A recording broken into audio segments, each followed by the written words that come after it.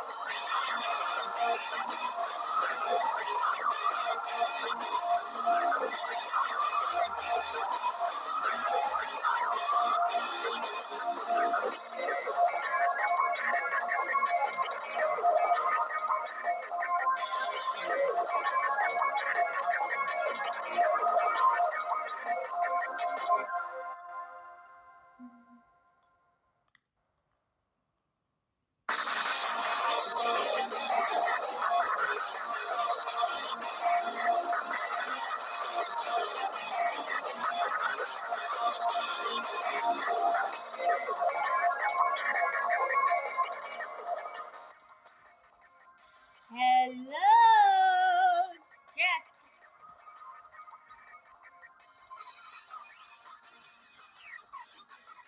Oh, jeez. Hasn't it been a couple of weeks or longer?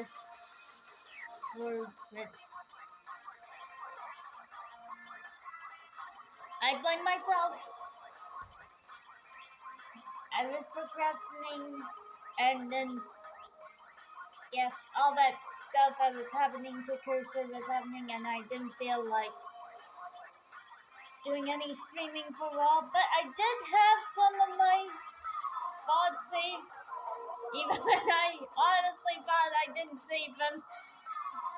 That was an whole entire arc on X, Twitter, whatever you want to call it. Holy fuck, dude.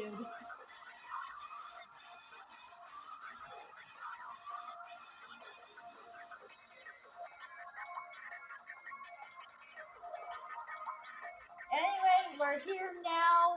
We're ready to play some games, do some chatting, react to some videos. Because I have found some funny stuff on the internet. I don't know.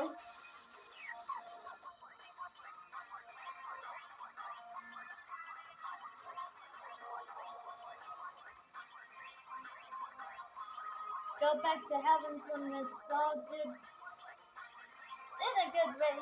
We got some good nostalgia in a good way.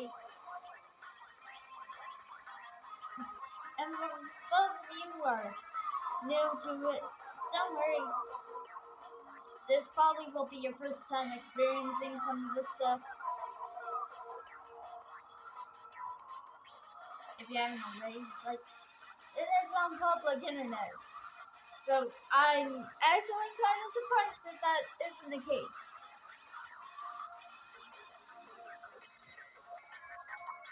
Anyways, my dudes and dudettes. So to me, the word dude is a gender neutral term. I don't know why we have to have dudettes. I mean, I can understand why there are codettes. Well, apparently they seem to be genderless. I don't know. My Nintendo's too lost in the DEI sauce. AKA the DEI snake oil sauce. Like, the only thing accurate in the letters DEI is E for accurate. That's all they want. And even then, we're not getting enough money from the games. Even this political gone, apparently. I don't know, man. I'm just here doing the stream. And then all I get is just mixed at stuff that, yeah, it's fine. It's fine. It's fine!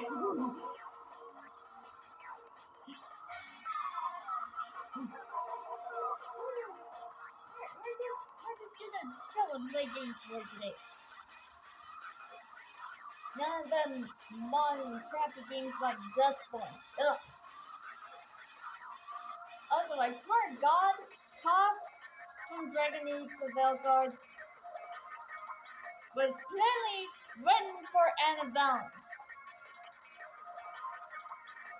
Because there is no way that people who work on Dragon Age the Veilguard want people who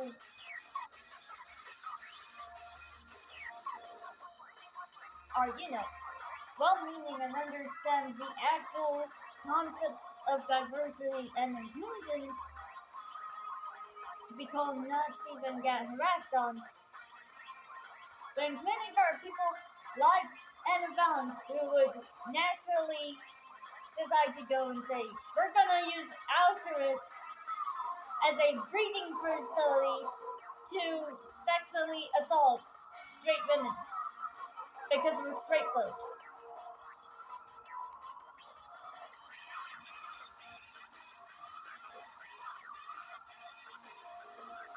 And I'm just sort of like, what the fuck? You wouldn't want people to sexually harass a trans woman. Why are you doing that to straight women? Like I said, that is straight phobic. It is just as bad as being a homophobe or a transphobe or any kind of queerphobia in general. And you're saying that it's okay to justify straight phobia and not trans and homophobia because you made your gender identity your personality? Like, what the fuck, dude?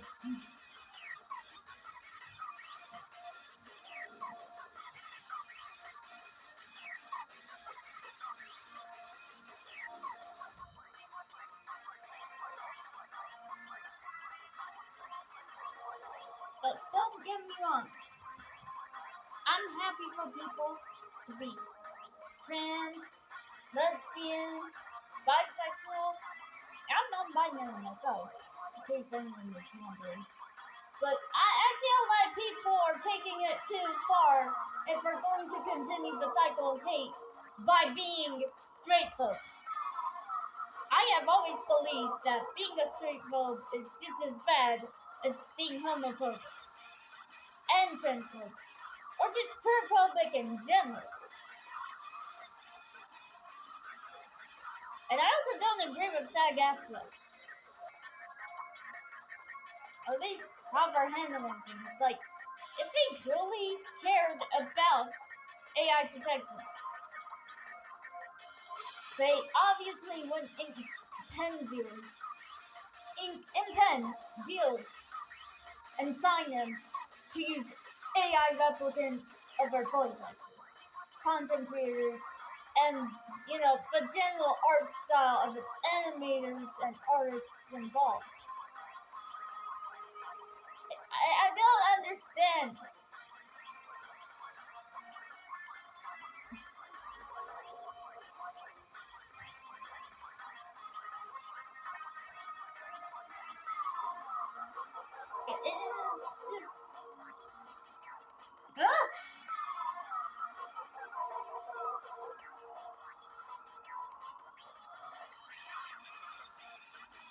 I don't have Trump derangement syndrome.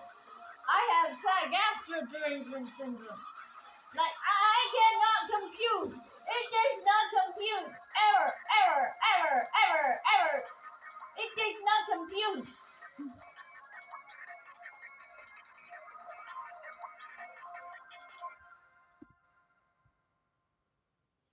You know what I mean?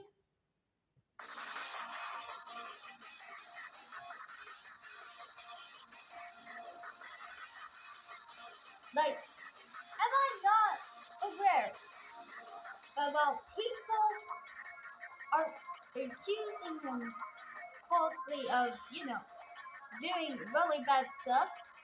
Cyberspark is being dragged through AI hacked. I'll actually help.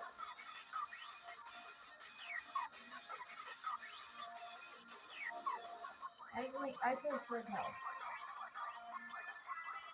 But yeah, the point remains that people are using Cyberspark's likeness. I don't know if climate change mandatory martial laws or something, but there is this games company in China that makes mobile games called eFun, and they used Saber Spark's likeness in an ad campaign for their latest mobile game, A Thinner Blood Test. There was an entire freaking video he made on it. I also screened it. And I will get it. Hadn't decided, you know what, we're gonna go gung-ho on deleting your thoughts and videos. Another highlight.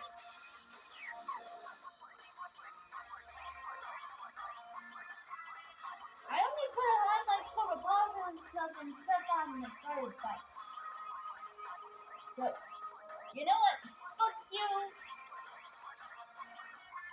Dan Clancy wants to keep terrorists supporting people on the platform.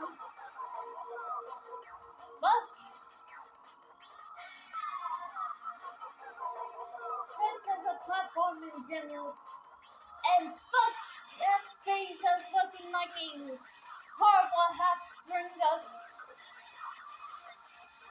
Slender Man and King Dobby the billionaire elf and his giant intergalactic consock. Okay.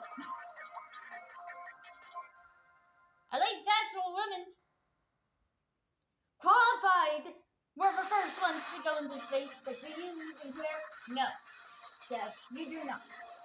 You care more about the money. Stop for the revisionist history BS. Oh, they only went up into space for like, what, 10, 12 minutes? Yeah, fuck you, dude. We all know that women who went into space for much longer than that isn't getting credit. Just because you want a celebrity like Katy Perry.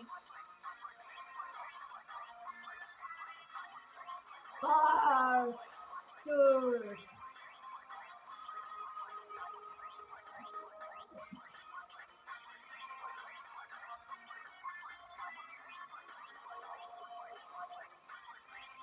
Okay, I think I have enough time for that. Anyway, let's just get the stream started properly because yeah, I just can't deal with. I just can't deal.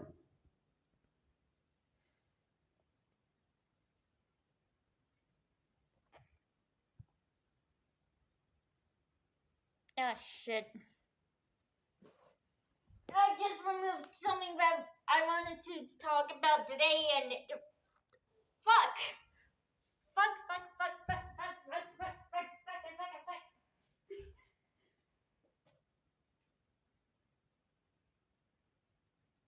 Oh, shut up, Liger Mobile. I know what we're doing 2 days. I'm streaming today. From the cunts. Oh, hey, a new event lesson is available in the free chest.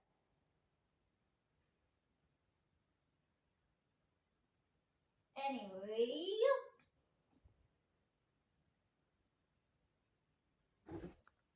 let's make sure I'm able to read the chat. And to let you guys know and stuff, because, again, I forgot to sort that out.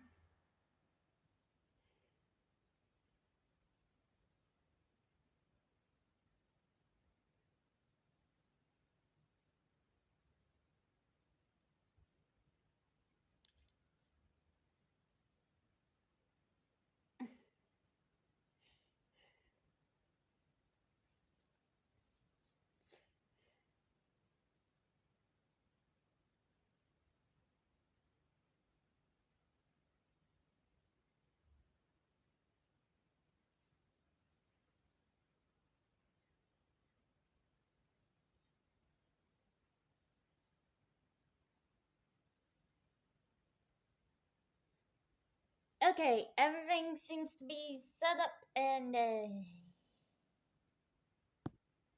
CapCut. CapCut.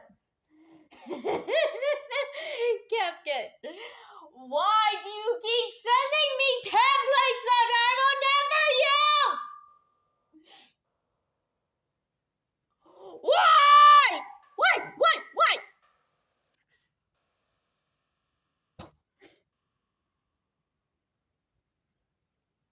Hey, yo, what the fudge?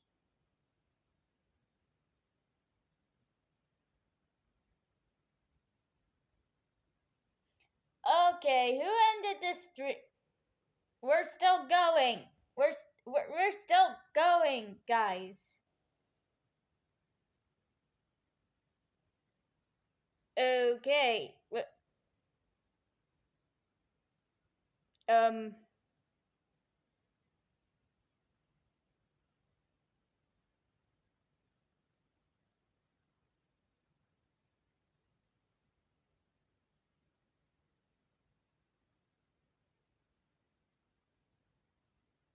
Hi. Again. I don't know what was going on Tritz's end. But still, fuck Jeff Bezos and his intergalactic cum sock. I'm sorry, no. You can't just do stuff like that, dude.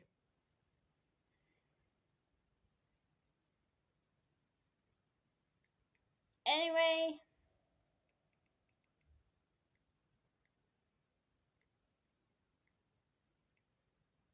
I'm updating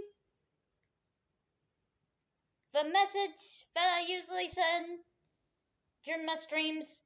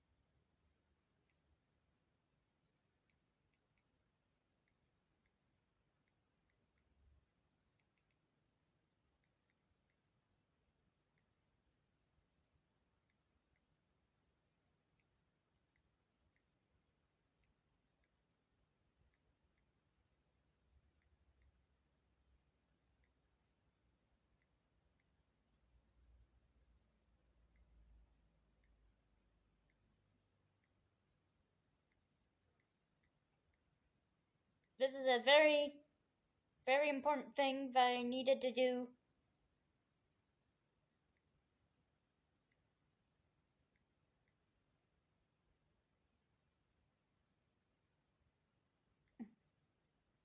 Stop putting it in all caps. I know why I usually put my name in all caps, but this is for the... Oh my god.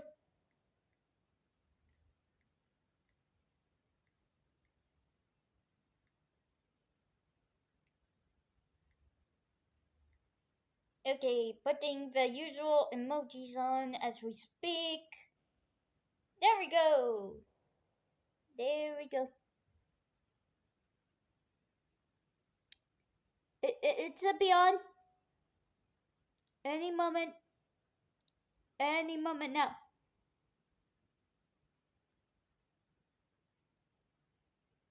There we go. So unless we get a bot account on the stream. That message is going to stay there. I will once again rewrite that message. Might even copy and paste it. Thank you, Streamlabs, for being silly. God.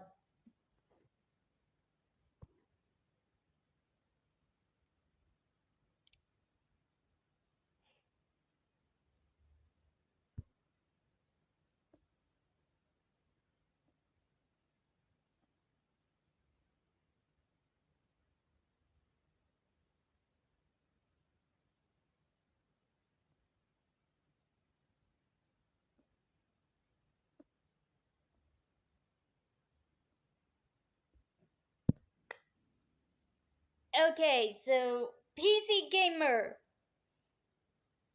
Faith just decided to put out this wackadoodle article. And yes, I am reading PC Gamer articles for you guys, so you don't have to. Because PC Gamer are apparently stupid. Good thing I have the we're from it. Anyway, as I was trying to say, I have the unbridled power of autism, Gamergate, and enemy on my side. I will defend all my Christian viewers. To those of you here, hello. Anyway, let's read this silly motherfucker. Lucasfilm declares creative bankruptcy with an AI-generated Star Wars film that's just 2 minutes of mostly just normal animals jumbled together.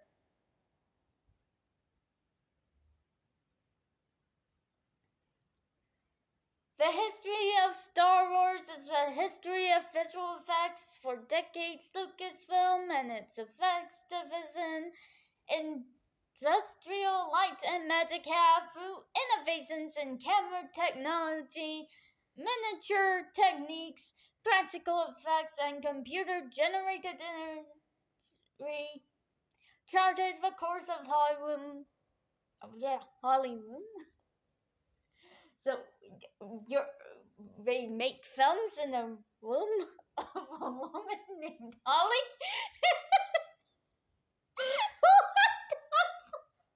What the fuck, Ray?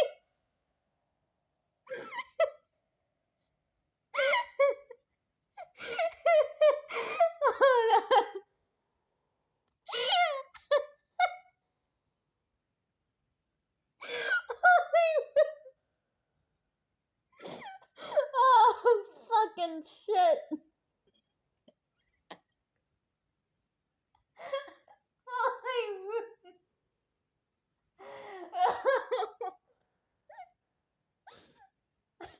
Oh, dear God.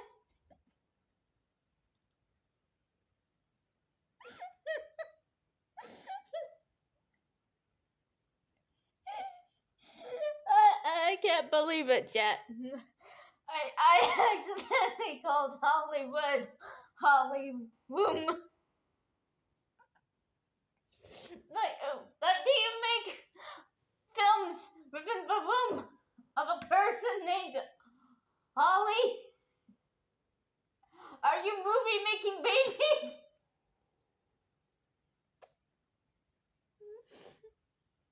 Oh, fuck.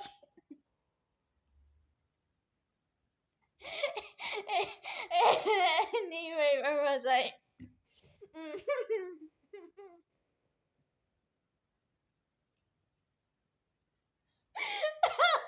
can't stop laughing. Oh, Jesus fucking Christ.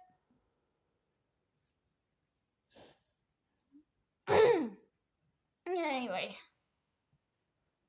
Charted the course of Hollywood film production, establishing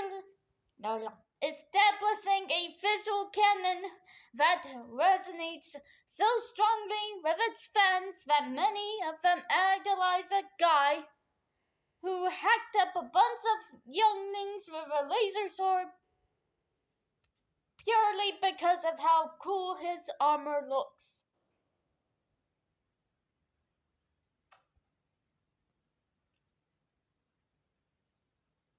I don't remember Anakin wearing armor prior to becoming Darth Vader.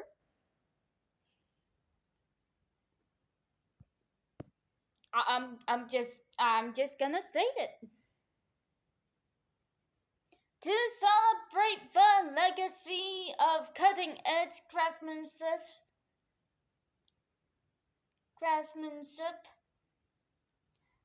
former ILM Chief Creative Officer and current Senior Vice President of Creative Innovation at Lucasfilm, Whelp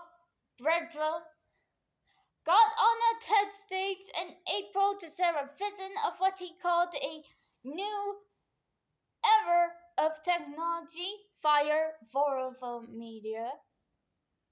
That vision was a 2-minute AI-generated video of blue lions and chimpanzees with zebra stripes, not to mention the ungodly outcome of a snail and peacock interbreeding. Holy fucking shit, dude! Bro is making AI furry hybrid concepts for his persona.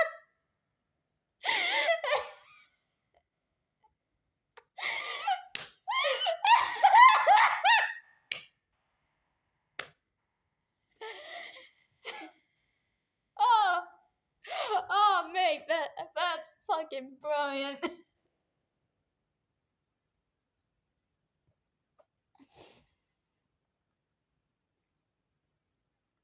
Pedro began his talk with a summary of ILM's history, founded 50 years ago to solve visual storytelling challenges in Star Wars. As Pedro describes it, ILM's success came from artists and engineers working in tandem, blending aesthetic sensibility and technical innovation. He anecdotes from the production histories of Jurassic Park, Indiana Jones, and The Mandalorian moments where artists elevated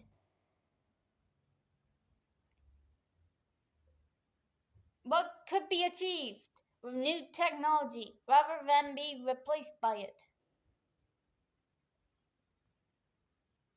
Blah blah blah blah la la la la la.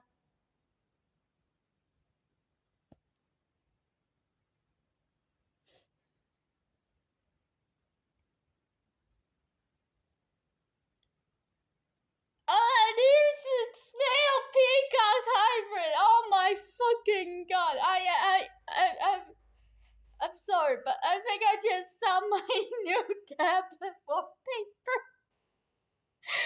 Look at this fucking motherfucking ugly thing. It is so beautiful.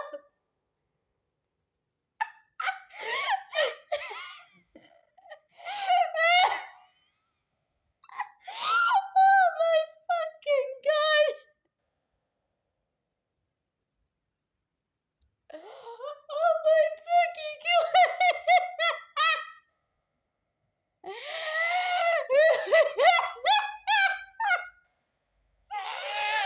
Oh my god.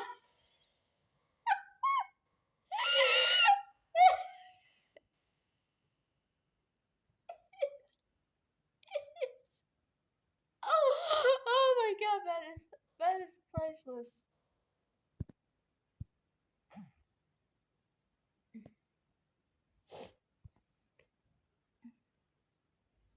That is my new tablet wallpaper from here on out. That is fucking hilarious. It's just snail peacock hybrid. And then Start being a shit. Oh my god.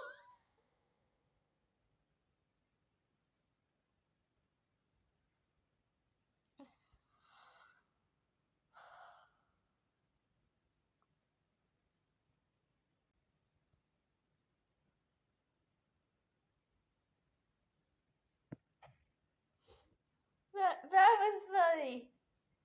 That was funny. I think I found a new wallpaper for my tablet home screen after that. Or maybe just a lock screen. I don't know. I kind of like Nicole's Flies. I don't know. But my god, dude, that thing was funny as hell. Okay. Okay.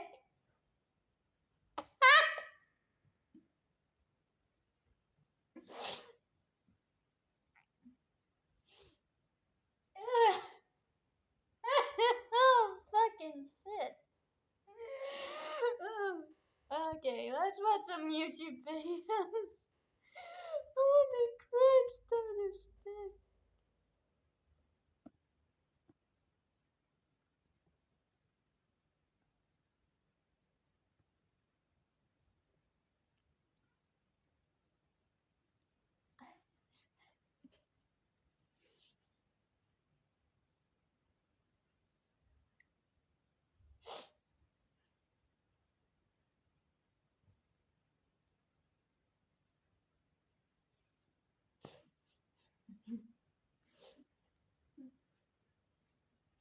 Okay. Invincible fans are the worst. Well, it's a royalty is here video. I don't think we shouldn't entertain ourselves by hearing him out. YouTube Premium is ad-free YouTube. And YouTube Music Premium. A whole app just for streaming music. Uninterrupted. God damn it, YouTube! I think the writing is probably some of the best in the series so far. At least I personally feel that. You will see. There definitely has been a little bit of a downgrade. I don't like having to wait, but that's also because this season was, in my opinion, not as strong narratively as Invincible is incredible. all of the exaggerated swagger of the Black Team. I would even keep you as a slave in my empire. Rival worm. I am conquesting it. I am conquesting it. I am conquesting Because sometimes, to change the entire universe, you have to be... So, That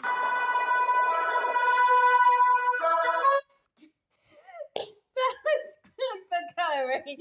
I was not expecting a racist part. But that was funny. I will admit it did take me some time to eventually get to this community, but most of you Invincible fans are going to be waiting even longer for the next season, so fuck you, I guess. But Invincible released its first season back in 2021. Yes, it's been 4 years. Ever since COVID, I think my time perception has been somewhat altered, because the past few years feel like a fever dream, and then suddenly here I am in the current year with the third season just finished. Is this how aging works? Am I going to be cremated soon? But existential crisis to the side, you look ugly today, by the way, your grandmother lied to you. Ever since the first season of Invincible, I've... And nothing new.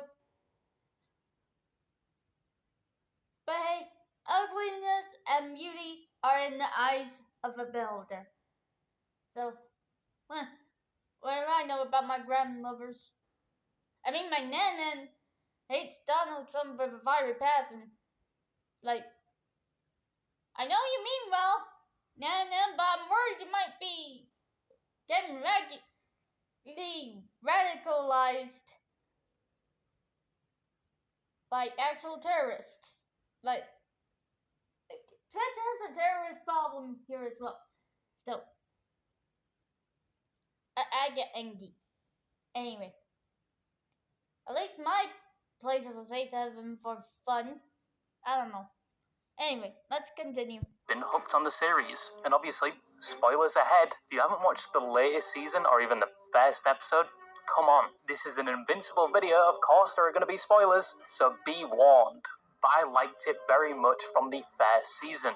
I thought the story was very good, although some people have their complaints about it, which we'll speak about later, and I personally have already had the entire story spoiled for me from YouTube Shorts. Don't worry, I won't do the same to you, I'm not that much of a penis. But I will say the man with a crisp hairline is coming, and so many good fights and plot points are yet to come. I also liked the animation a lot, especially in Season 1, which is also another thing people complain about, and something I'll talk about later. I especially liked how in the first season, Omni-Man is basically evil Superman, and he executes essentially a parody of the Justice League, brutally to the point where it mimics a fraction of Live Leak's power. Just after we learned about their characters and their sub-stories, just for all of them to be ganked and never brought up again. I actually completely forgot about most of them except for the fish guy due to a storyline relating to him in Season 2. I also think it's important to note the comic book for Invincible was created all the way back in 2003. Yes, the evil Superman trope and plot twist existed before The Boys, contrary to popular belief, and the creator of Invincible actually worked on some Marvel comics. There's even a comic with Invincible and Spider-Man, and he also worked on the Walking Dead comics, which is telling. He actually ended up leaving Marvel and going on to create his own studio, probably down to Marvel being Marvel. And that studio... Yeah, Madam Web, I heard from many people it sucked. But I want to watch it. So I can't make a review of it until I watch that movie.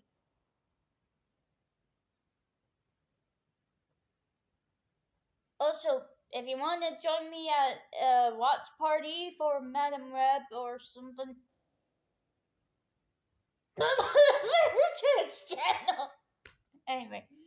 Went on to make the Walking Dead games, which we all know and love, but the first episode is a good hook, and it shows how graphic the series can get, which I didn't expect. To be honest, I thought it was going to be like Young Justice or even Teen Titans.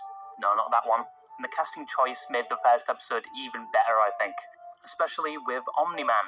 And who is now weeping and slobbering all over my drum set like a 9-year-old girl, are a worthless, friendless... The show also has very good music. Yeah, I enjoyed David and my favourite Pink Floyd Joji in the latest season, but the obvious winner is Tom Tom. That song is pure testosterone and gives you the best excuse to genocide a race. But with Invincible backed by Amazon, it was clear that from Season 1 this show was going to come out punching. I just really wish they would buy the rights to Halo. I would do anything for a good animated Halo show. I'd do leg days 7 times a week, relinquish my foreskin and sacrifice my ability to make fun of Americans. That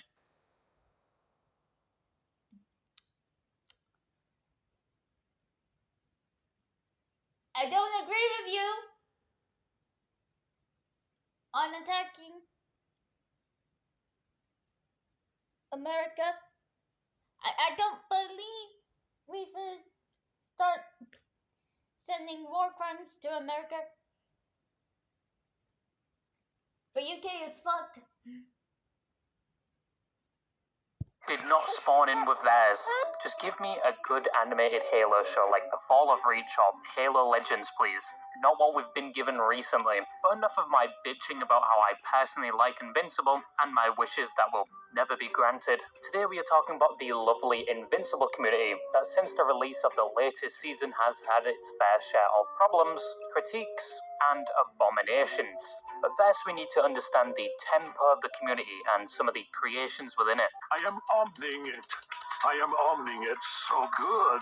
For good job. So there's a lot of memes that came from the Invincible community, and I'm talking about a lot. I've never seen a community this creative since, I don't know, Has-Been Hotel. I've personally seen a lot of them on Instagram Reels, so yeah, they were used in a racist context. But probably the first widespread meme in the Invincible community was the Think Mark Think meme. Think Mark! Which every other community adopted. Obviously, you've got the title card meme every time somebody said the title would flash on the screen, something they poked fun at in the actual show. And with the amount of times it flashed on the screen for that episode, it definitely induced a seizure on at least one child. But this is one of my favourite memes from the Invincible. Wait, did they really do this? Did they really do this? my god, side tangent here. Did they really do this? You know what? I'm gonna find out later. Community, not the original, but I like it when they change the text in the background. At least the ones that were recommended to me from Instagram Reels. No, not the racist ones. The Christian ones, for some reason, go really hard, though. Like Halo 2 Sniper Jackal hard. Aren't you?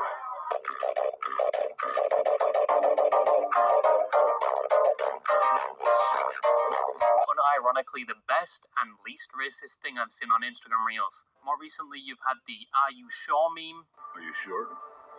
Which the animation studio itself recognized, which means the meme is officially dead when a corporate entity finally catches onto it. Admittedly, they were pretty quick to recognize this. It was only been out a month. It usually takes corporate years to get up to date with the most minuscule trends. Do I need to remind you about the Wendy's commercial? It's generating reactions from everyone, like the memer. Ooh, eat spicy goodness like a boss. Oh my fucking god.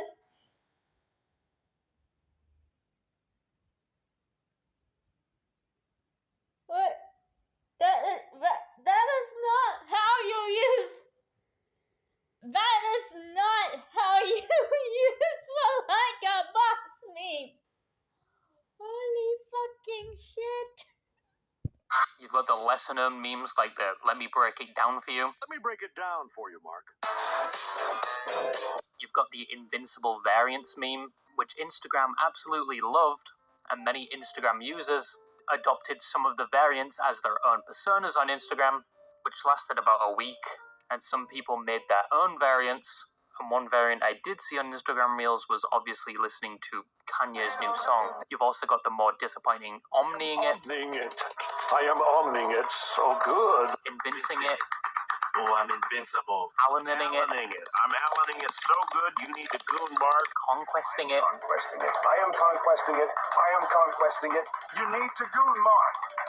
Goon for Viltro. This basically summarizes the Invincible community. You've got the "I wouldn't even keep you as a slave in my empire" meme. I wouldn't even keep you as a slave in my empire. Which wasn't very accurate to the comics because he was burning down the Tower of London, not the White House or whatever this is in the background. The British did already do that, but once again, the Invincible community did like this format. And the last one is also another favourite of mine, and something that pissed me off in the show, and made a Fetty Wap remix very popular, which was the Rexplode meme. Thing left. Mm-hmm. And what's that? My entire goddamn skeleton. Dickhead. Now, what I hate most about this is that towards the end of season 2, Rex goes from the most hated character in the show to someone everybody in the fan base likes.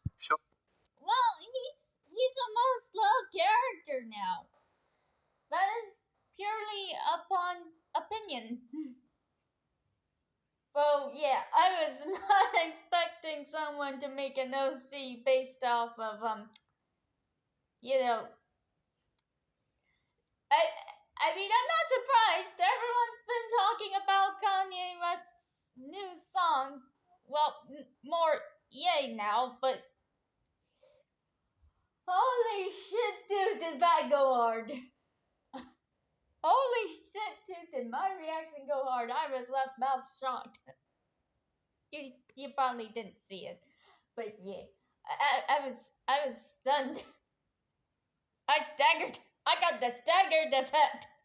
The indomitable human spirit, and that with adrenaline we probably could beat that gorilla. And even in season 3 they start showing him in a positive light, to the point where he was even my favourite character, where previously I thought of him as like a cum stain in a gas station bathroom.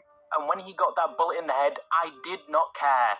But after getting the bullet, there was only positive PR from there. And then when he's at his all-time peak, they just kill him. Thing left.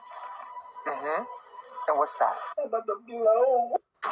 Like, I know they can't change the story from the comics. I know the entire character arc was to make us like him, and then to give us whiplash by taking him away, which did work. The cum was dripping, especially when they combined it with sad music, and it did work. It was a great plot point. but please go against the comics. Please just bring him back. Give him a Tome of Undying or a Phoenix Up Gobblegum. And this probably would have done best in the next section of this video, but from this, people absolutely hated Kate and Immortal because those characters thought they had done enough, even though one of them was hiding away for half the season, and they get a happy ending instead of Rex.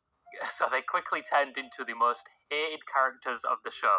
Deserved. But you also have memes that rival Lobotomy Kaizen. How much is it for the sandwich? That's a $10 bacon, egg, and cheese. Bacon, nugget, cheese, bacon, nugget. I mean, even Gypsy Crusader got involved with this. Hi. Are you sure? Wait, can I take a picture of my friends love Invisible? Yeah, they do. Okay, wait. All right, wait. Tell me when you're ready. Ready? 3, 2, 1. But you now know some of the areas of the Invincible community. You've got the harmless part that make questionable memes. Then you've got the slightly racist part, mostly found on Instagram, because that is Instagram. But with that knowledge in mind, we can look at some of the problems the community faces, especially with the show. Oh, someone misses their mommy. Hooray! So one of the main problems the community has with the show is down to the animation and how it has slowly degraded from the first episode, some even saying from the first season. It is somewhat inconsistent where you can get animated masterpieces and then something in a later episode that looks like a PNG being dragged across the screen. The criticism grew even more in later seasons, to the point where in season 2 they made a nod to the lower quality of their own animation within the show itself. Not for another year. Sorry, animation takes a long time, but we cut corners in other places to make it manageable. You ever notice that sometimes whoever's speaking has their mouth off camera so you never see their lips moving? None of what I just said was true, by the way. The joke I was referring to was actually in the comic, but in the comic it was about comics, not about animation, and in the show adaptation they changed that. I've seen way too many people use that scene as evidence to prove they know they're making the show with not the best animation quality. But no, it was a joke. In the comic, they changed for the animation. You do not need to look into it that deep. But the criticism towards the animation grew even more since the release of Season 3. And videos of people comparing fan animations to the official animation, saying fans did it better, became a running gag within the community. But me personally... It's the same with Sonic fan games, comparing them to Invincible fan animations. Like, I know Sega haven't been doing the best at trying their best with making Sonic games, but I'll give them credit wherever credit is due, okay? I genuinely enjoyed Sonic Ruts when I was playing it on the DS as a kid back in the day. And hopefully we can do a stream where we play games like Sonic and Shadow Generations. And also, you know, just playing games in general, which we're gonna do later. Don't worry, we'll get onto that. But, yeah. Many fandoms have fan creations, and with the Sonic fan games, the creators of some of the fan games spoke out about it because, yeah, these are Sonic fan games. They don't need expectations to be better than the actual products made by Sega. If anything, the games were made to help us scratch at its rating for Sonic Rumble, in my honest opinion. I'm of the opinion of that. I only noticed the animation after I saw people on the animation. I watched all 3 seasons without even noticing it, so I might just be a bit slow or not an animation genius. But then again, I thought Johnny Test was a masterpiece, but apparently it's a contender for the worst animated show. But to the credit of the animators of the show, they finished Season 2 of Invincible in April 2024, albeit with a break in between. Then in February 2025, we got greeted with the first 3 episodes of Season 3. So there was a 10-month gap between those seasons, which is actually really good for an animated TV show. But to be fair, they did have a 2-year gap between season 1 and season 2, and the animation was around the same quality. But majority of the time, the fight scenes are always well animated, which is the main reason people watch this show. But many people don't actually blame the animation studios themselves, at least for the lack of animation. They more blame the corporate overlords at Amazon for probably enforcing tight deadlines to release episodes, so they had less time to focus on things like lighting, which is why the fan animations look way better than the original. Once again, I didn't even notice there was bad animations in this show. And I also didn't see any problems with the voice acting, which is the next problem the community had with the show, and it was mainly down to the voice actor behind Conquest. Stand ready for my arrival, worm.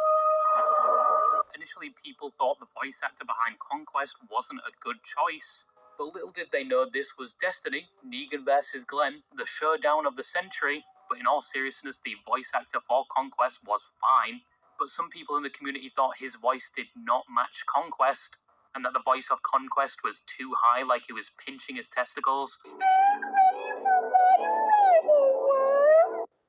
And they wanted him to sound like Corpse Husband on sulfur hexafluoride, and this was probably due to the fan animations that were made before the episode aired. Stand ready for my arrival, worm. You have been appointed the Viltrumite agent of this planet. But after episode 8, the criticism died down, especially after the lonely speech by Conquest, because he did do a good job.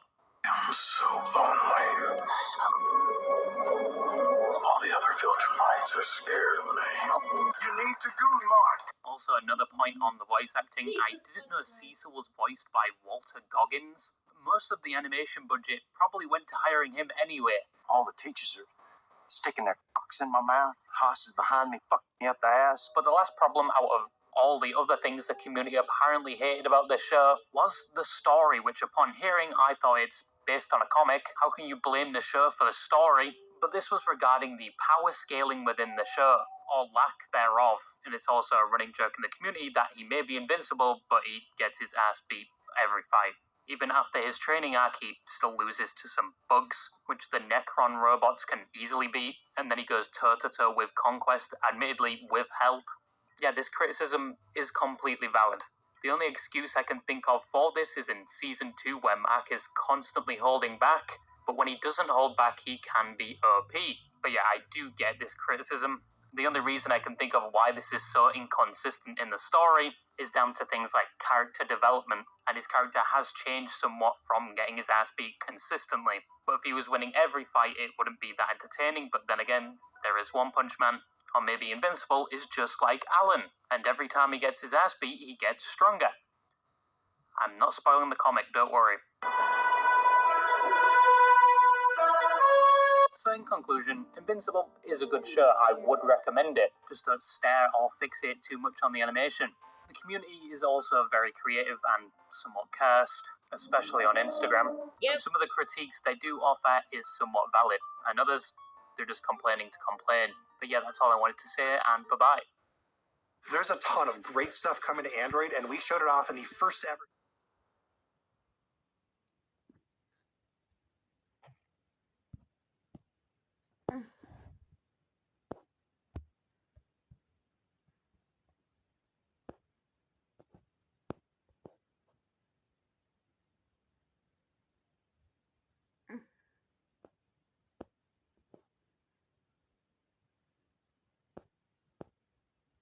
But if the announcements are coming from Snail Games, I don't want to know.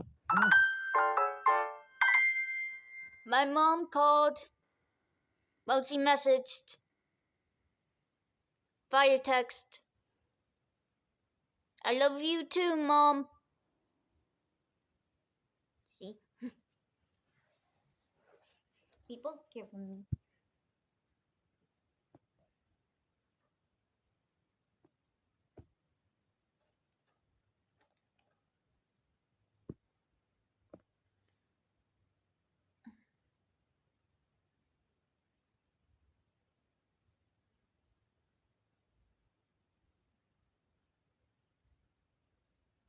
Wait, what? What? 16 hours ago. Hi everyone, this is Salvi coming to you with some VTuber news today. I do try to get you as much as I can, and of course I do hope I earn a subscription, and I do hope I earn a follow, like, subscribe, all that kind of... Vehicle.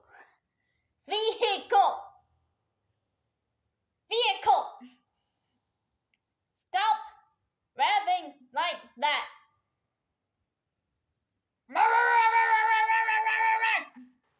Stupid bitch-ass vehicle. Stuff, and of course be sure to do that before the video ends, and I do hope that you enjoy the things that I have for you. Of course, you have the needy sisters, needy defense forces, or just a-holes who want to defend a company who doesn't care about them, who go back and still hold a grudge on a person who did nothing directly to them. It's not like Doki Bird called them a-holes or called them anything, or did a doc on them. They said here, my friend DM'd me this video. I was initially skeptical, but I had some journaling to do, and put it on the background. Am I allowed to ask why no one is talking about this? We're talking about this because this was a stupid one. God forbid anyone, especially Niji fans, talk bad about her oh so innocent self. No, but really, she's put on such a high pedestal. Talking about her as a one-way ticket to getting attacked by her mindless minions. Same thing with your Niji Sanji Oshis. And here's the issue. By you doing this, you do not make Niji Sanji look better. You're not really defending the company. You're making more dislike go towards the company that you're trying to defend. That's not good. Thankfully, community in the comments seem receptive to the video. Lack of views is criminal, though. It's not criminal. It's because it's seen as just drama baiting. I don't know. People you employ shouldn't have to hear your life sob story. They came here to do a job and get paid in a professional set. I've seen that person make videos. Rev called them out for being unironically bad faith to lolicon VTubers. They are not children. They are grown adults. Fuck that YouTuber who's making rage bait with a shotgun up her ass, if need be. Okay, I took that too far. Do not incite violence, chat.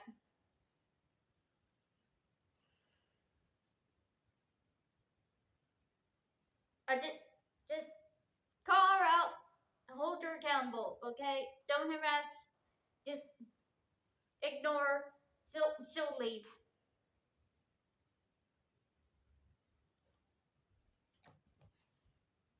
Over-explaining just looks like excuses. She's not over-explaining. She's not over-explaining at all. She's saying, hey, I've been gone for a week, 2 weeks, whatever, because I had to move because of personal threats against me. So that is the reason why this was done. It's quite literally has nothing to do with them. Just address the issue point blank and fix it. She is a very personable person who does want to share, a little bit to ease people's minds, because of course everyone nowadays is just doubts everyone else. Y'all can community note me all you want, but that doesn't change the fact that she has poor organization skills, victim complex, and a degree in emotional manipulation. I don't think that's true. I think that's more what you guys are doing. Stay tuned for the next issue with Google Docs that starts with sympathy farming. No, she explained everything. She gave proof of it. And, I think that's good enough for a lot of people. She didn't just go and just be like, oh, this isn't me, and just trust me. No, it wasn't that. She actually went through everything. And I agree with Revs. No, not Revs.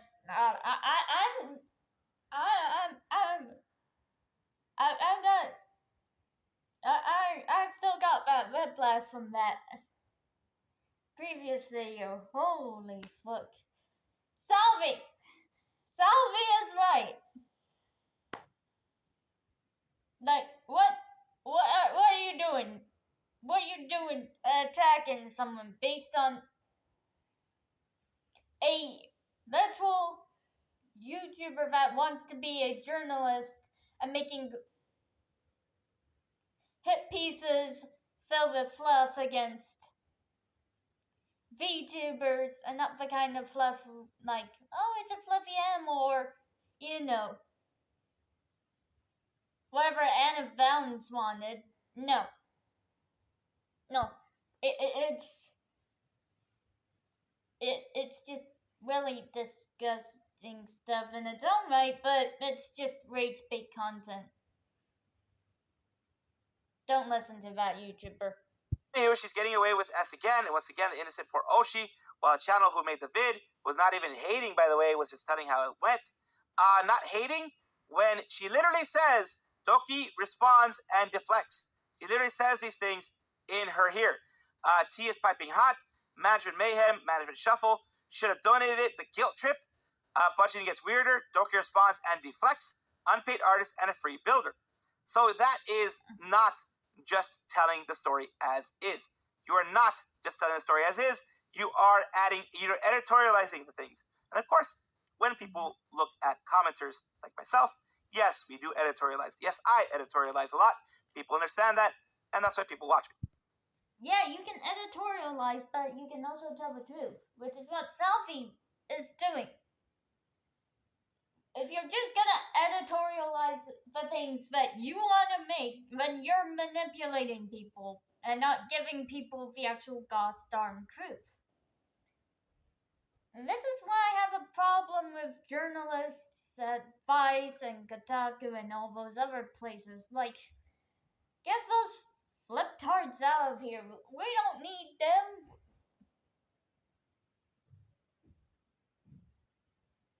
We got YouTubers telling the truth.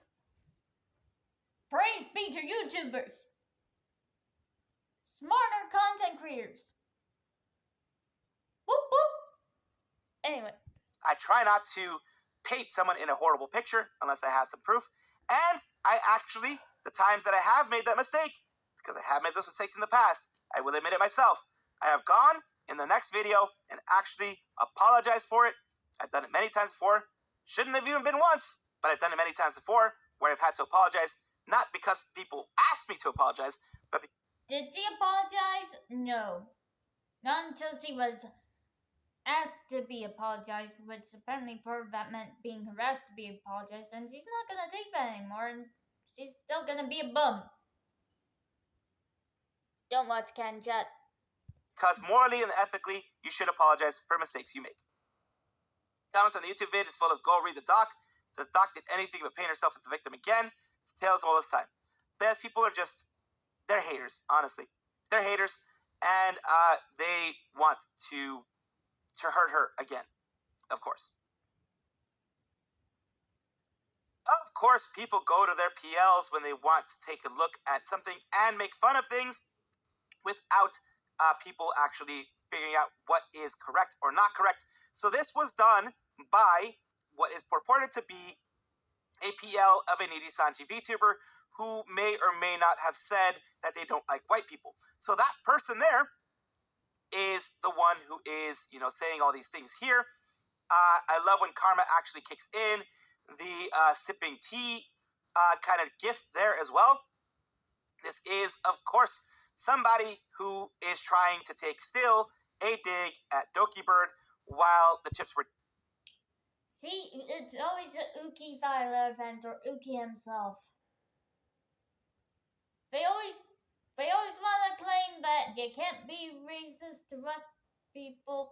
But yeah, you fucking can, you fucking turds!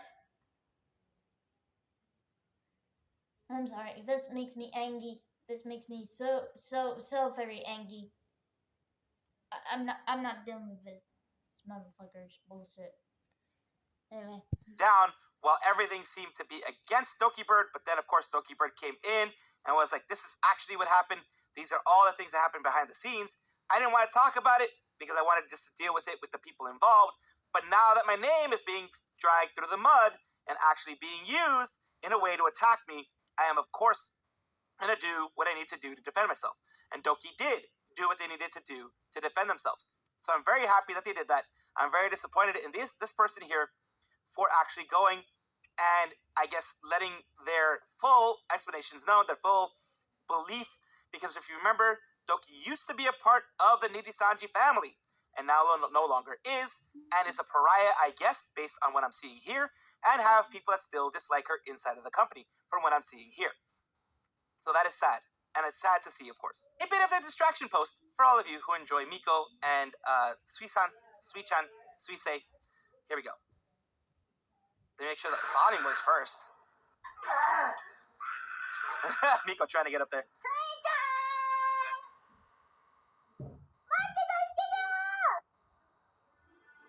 Oh no. She's gonna be like the Mufasa.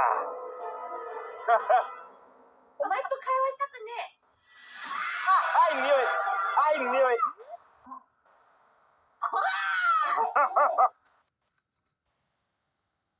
I'm glad there Absolutely was... knew it. I knew that was gonna happen. I am glad there was a chair there. And here's Umiboshi, the person who originally created it, talking about it, just right there. Help, Mikochi, Sweet-chan! No! Sweet-chan, no! Because Sweet-chan's gonna be what she was gonna be. There you go! Like I thought, Mufasa, long live the king! I knew it! I knew it was gonna... Luckily, someone thought the same thing I did. Luckily, someone did. Love these posts, love seeing it, and I love showing it to you guys, as much as I can. Blazebug, also formerly known as Blaze Shinju, is now an independent VTuber. She used to be a part of EIEN project, the second English generation that they had. No longer is a part of it, of course, for the obvious reasons. We have them in the news today because they are creating Hemmingbell. That is who they will be. They changed their name. They rebranded fully. They are no longer Blazebug there, and I'm pretty sure eventually the Blazebug to Hemmingbell will be removed as well. They're doing a rebrand, which is, their 18 neat half dragon, half human, recovering from the human experience. And here we go with their look here. Thank you all for joining me, listening to me, and loving me. I hope I said things that could give some people some peace of mind, just on my own feelings regarding the indie career thus far. As I said in my stream, there's so much despite myself I don't say. I'm not the best with words, and when they're not written, and I end up saying things too bluntly or without understanding quite often. These are things I need to work on, and I hope to continue to grow together with you all. I also have that issue. I have had that issue affect me negatively, as you guys already know. And I've tried to fix that, of course. That's why I'm glad when people do try to fix their ways. And here you have, of course, her Hemmingbell new look with a book. She has like it looks like a magic book. She has, all the different ones here. She has the color palette there you can see on the left. Everything is pretty much set up for her new way. Bro, you're gonna have to make new plushies, aren't I? No, it's okay. I won't make you do that unless you want to do more business in the future, good sire. Peopleist Trade Guild was talking about that. Also, they're still super excited to have the Blaze plushie. It's literally the only merch that we ever got out of her. Thank you guys so freaking much. So yeah, she's not changing that so far. She's just, having something different. And basically, it is a very cute one. People are absolutely excited for this. And yes, you can still get the Blazebug merch out there. So yes, congratulations to her for going her own way and making something new. AM Candlery, which is a friend of the channel, is a candle creation / scent creation, business. It is run by, I believe, only a couple people, so it is a small business. And recently, they have done a alien mixture collab. Ripe raspberries meet garden mints and zesty lemons to bring you a relaxing meld of cooling sweetness, white jasmines, and pomelo behind everything together in an out-of-this-world set for your home. It's for alien mixture. Ali, as you know, used to be a Mono Seraphy. She's been doing an amazing job as alien mixture. I have, of course, supported her in the past and still support her now. She is somebody who has taken, a bad situation, kind of like how Dokibird did, bad situation, and turned it into something positive. I am very, very glad that she was able to do this. This was a collab with AM Candlery and Socks VTuber Agency as well. So, of course, here, Aroma 51, the shop link here that we're going to take a look at. And here it is. $10 is not expensive. $10 and you get the candle as well, the Aroma 51 candle, colored to look like alien mixture as well. And they have the scent profile down here. Everything there. So it is a small business, which I always like to support, and it is an affordable candle. It does look amazingly good. It does look like it's going to smell amazingly good. Of course, Yomi Quinley from Socks VTuber Agency as well. And, of course, other people here. They are doing collabs there, which is amazing to see. I absolutely love it. And that's why I want to show this to you guys. Kitsunero VT, a VTuber who is out there, has been doxxed. Unfortunately, they have been doxxed. And unfortunately, a lot of people are saying that they deserved it. Yet no, she did not deserve it. She didn't deserve it. She was just being based and saying that all men deserve love and should be treated well. If you want to say that men should be oppressed, then that's your opinion on how you feel because you got hurt by a man one time, and I am fully within my right to agree with Kitsu and not to take sides on some petty argument, but I will disagree with you because you're all being selfish cunts. Why have they been doxxed? Because they dared to say that men need love too. They, all of you people probably out there doing this, I don't want you near my gritty geese. I don't want you near people who are part of my family. I don't want you hurting my friends. And I specifically don't give a fuck if you try to dox me. Okay, because you're all petty. Because, let me remind you, chat, these people who want to dox Kitsunera, they just hate her for saying that men should be respected and treated just as much as women.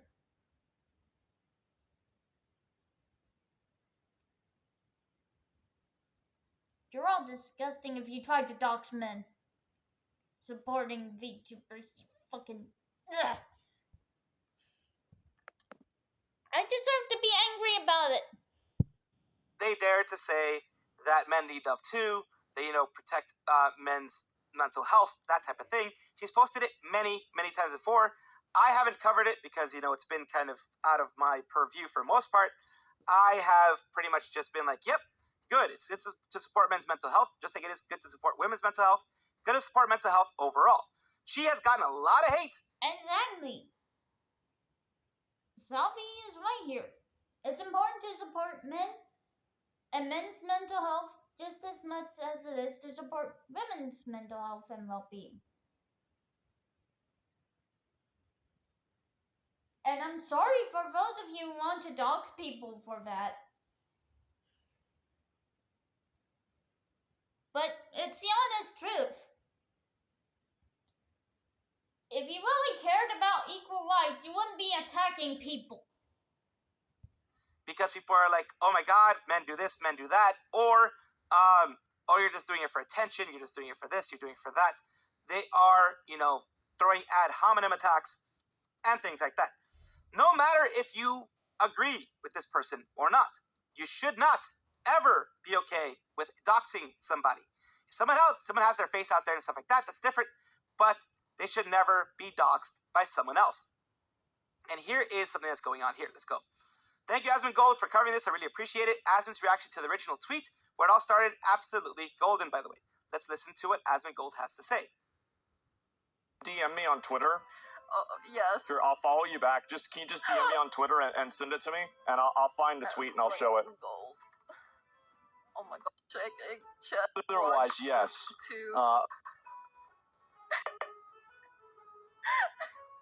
This is it? Yes! And what tweet is this? Let's make it bigger for you guys. Oh, can't see it because it's the quality's utter garbage. But the whole tweet is basically, like I said before, saying that men should be, men's mental health should be protected, that type of thing. That's all it's about. Yep, that is all it's about. And I'm sorry to say this, but if you're going to attack someone for saying something based and say that men should be respected and supported and need care for their mental health and well-being as much as women, then you're a fucking hypocrite who just likes to dox people because you're a big meanie. We don't want you here. She didn't say anything like men are better or F you women because men rock or anything like that. It was just men need love too. That type of thing is the kind of things that she puts out there, and that is what it was all about. And let's continue. What radicalized you? Well, cat's out of the bag. A lot of you have seen it by now. Been doxxed. Authorities have already been informed. She, pretty sure she did a face review earlier in the month. It's a VTuber IRL tweet. That's not about the face though. It's and they of course showed it before and something there. Of course, luckily the parts that are there don't actually show her face. It's covered, etc. So that's fine. But and it's something that she did before. She put it out herself. It says, "Key to here, the one that got doxxed and has been covered today on stream. My report tool is bugging. Could you help me report this account? It's the doxer. It's this person here.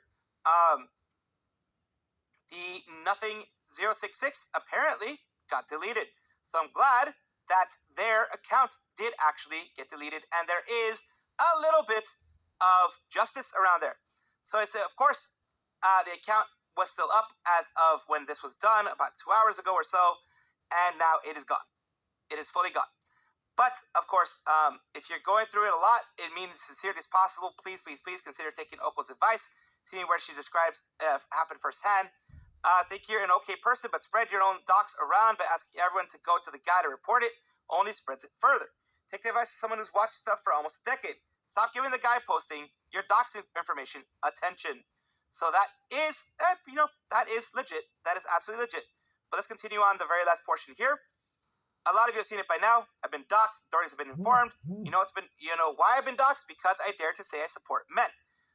If you see it, kindly report the post. Thank you. And I did have some people come at me and be like, how can you get doxxed when you're posting your face yourself? There's more than just faces in regards to personal information. So they did, of course, addresses, things like that. If you just say, hey, this is the face of the person, and of course they've done it before, because I see they've done the VTuber versus IRL thing, they've shown their face before, that type of stuff. That's not the docs that we're talking about. We're talking about actual information that could get a person hurt. This actual stuff that can hurt a person in the long run. And this is why I want to put it out there. Hollow Indie will now provide eligible creators access to audio stocks, music, and sound library. This is actually very nice because now they can actually use this audio stock stuff and not run into any issues with copyright or creating their own music or anything like that. And of course, HoloLive has a lot of audio stock stuff. Cool for people that are going to do this kind of stuff, that are working under Hollow Indie. And of course, eligibility will of course require you to be a certain level, like, of game or whatever, that kind of thing. So they're having here, started offering music works from Audio Stock, the world's largest music service. Gaining the fastest screening will be able to use over 900,000 high-quality sound sources. So people who join Hollow Indie, pretty much. Anyone who's eligible to be a part of Hollow Indie, from what it looks like here, is going to be allowed to use Audio Stock, which is amazing for anybody that is a game creator. It just makes it a lot easier to figure out how to get music in there, how to make sure that you don't have to worry about anything big happening. Like, sometimes you'll get notifications, you get all that kind of stuff. So HoloLive is pretty much putting their money where their mouth is and saying, hey, we're paying for audio stock services. You guys can use it as well, which is very nice. Lucius Merriweather from Astroline is, of course, someone who is owns Astroline and all that kind of stuff, and owns some other things, has had an issue. There was someone who got into their TikTok and deleted everything. It says, person who took over my account has deleted basically all my videos. They sent my alt a DM saying they want me to pay them money for their account. They claim this was always registered to their phone number. They've now blocked me and have no way of replying to them. Many years ago, I had a fellow VTuber help me with my TikTok account as a manager. I suspect I may have forgotten to remove their phone number from the account, and that this is them doing this now. I'm not certain, but this is the only person I can think of who may have been able to do this. I have put years of hard work and effort into this account, and to just see it all be deleted with so little care feels so evil. I'm going to try my best to continue to contact TikTok support, but I don't have high hopes. Platforms the size of TikTok are mostly run by automated systems, as we know through, YouTube and other things like that. Have an alt account, so please go follow it. Repost my storytime animations bit by bit. Lucius.Merriweather. And this one here. Hopefully I'll find a way to restore my account, but if I can't, I can at least be able to rebuild my archive of animations. Oh dear, what? No, no, no, no, no, no.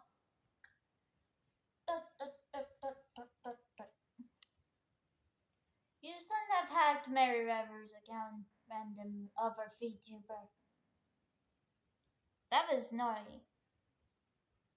At least have some fucking tact and accept. Well, hi, Mary Rever, could you remove my phone number, please? I think you left it onto your TikTok, but no. Even I had respect to address the situation of why I got banned because yeah, I'm still against SAG-AFTRA because they literally don't want to admit that they actually do not care about giving their voice actors AI protections. Which is just snake oil merchant kind of stuff they're doing, but whatever. Clearly don't understand you put my number on your TikTok account, so don't say it's a mistake. It's your own mistake, and I tried contacting TikTok prior, but no one ever got back to me, and literally all I did was log into my account with my phone number. My phone number. How much is this worth to you? Also, you're lying to your fans about getting hacked. Clearly it's no hack. For someone that claims they are from a whole different country, how you got to LA number? Liar. Well, I mean, it can all depend. Here's the thing here of the TikTok with 345k followers hacked into today. Yes, it is a hack when you're using your phone number to get into someone else's account. Did you post everything in this account? No. Were you managing this account at this point? No. Is it your account? Are you Lucius Merriweather? No, you're not. So, yes, technically, you did hack into the account. This is not parsing little, the way words are said or anything like that. This is actually, you are messing up by doing this to someone else. You are not the right person here. You're not a good person here. This DM doesn't really help you at all. Jesus is always, this is awful, Mary. I'm so sorry that this happened to you. I'm really sorry it happened to them too.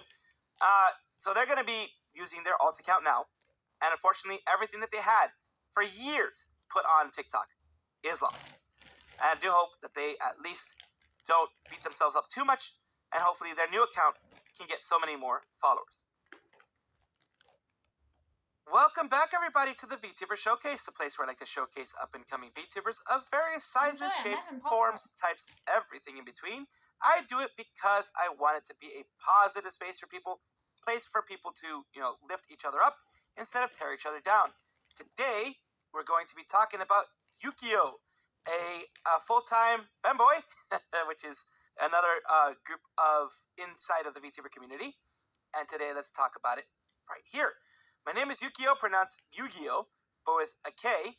I'm a fanboy bunny VTuber who rots in the internet playing games. I do rot on the internet as well, so I can understand that part. So let's take a look at what they have done recently, and then we'll take a look at their YouTube channel, because I do believe they have one as well. There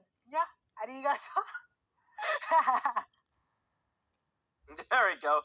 Okay, apparently they did the Oni-chan Arigato one, which is, of course, very, very popular. And here is Yukio VT on their YouTube channel. They did Repo Revenge, not just bullying. Of course, their channel is still small, but that is one of the reasons why I am doing this for them as well. So thank you so much, Yukio, for allowing me to showcase you on my channel. I do hope this helps you in some way. Thank you so much for watching. That is all the news that we have for today. Please let me know down below if you want to know any more news or if you have any comments regarding anything that you saw here, which I will try my best to respond to. I love seeing your comments down below. Of course, as well, like and subscribe to the channel. That will give you more information every single day. I do 2 videos a day, so hopefully you enjoy. 2 fingers for sun protection, 2 fingers for sun damage.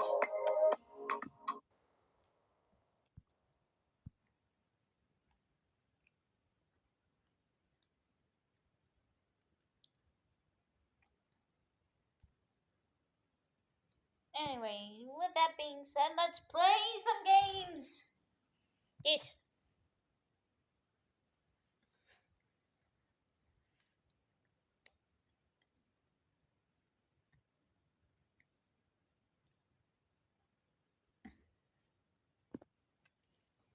I wasn't sure about playing any Roblox any Roblox games today, mainly because of, well, you know,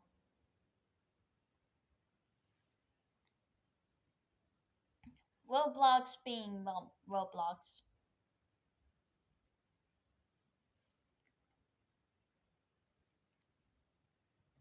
Having some companies just being weird.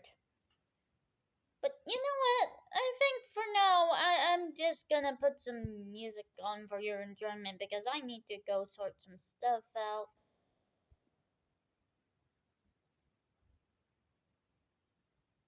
Wait a minute, there's more VTuber news, okay. Hi, everyone. But before we begin, I need to go sort stuff out real quick. I'll be back soon. I promise.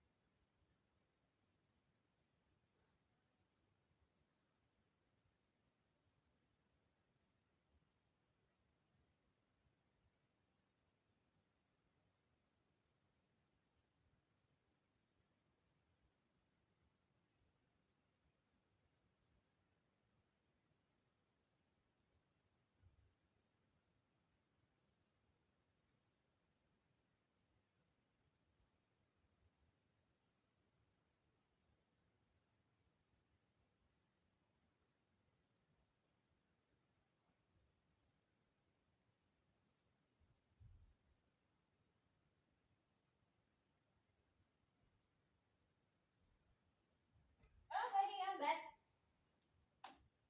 That's shit.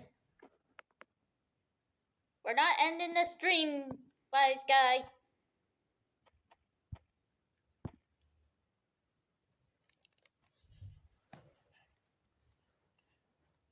I just came and went to get a snack.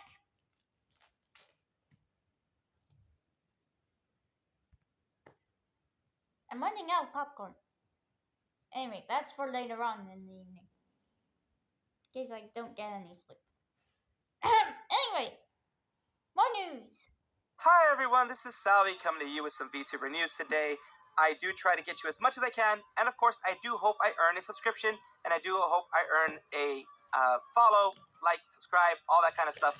And of course, be sure to do that before the video ends, and I do hope that you enjoy the things that I have for you.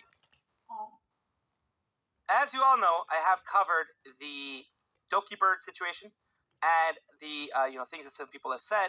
Apparently, one of the tweets that I put out was from Hazumi Eileen, and I did not know that, but it was from Hazumi Eileen, and they clarified on their statement of because they said something to the effect of karma hits everybody. It's fun to see karma hit people. It wasn't about Doki. It was about, as it's mentioned here, on X, on her actual X account, on the same account. I did redact the name of the account so people wouldn't go after the person. But now that things are cleared up, I will actually show you the account. Don't have blue on my alt.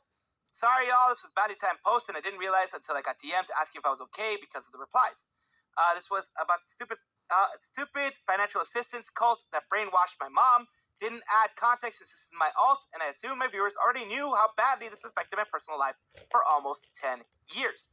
Not the type to wish bad upon someone, but this leader who takes advantage of vulnerable people got my mom evicted and broke and tore my family apart, and he's finally getting his karma. Appreciate people apologizing, but what's said has been said, and I would like to move on from this. I just wanted to clear up misunderstandings. Probably just make a different alt to differentiate IRL stuff from online stuff to prevent this from happening again.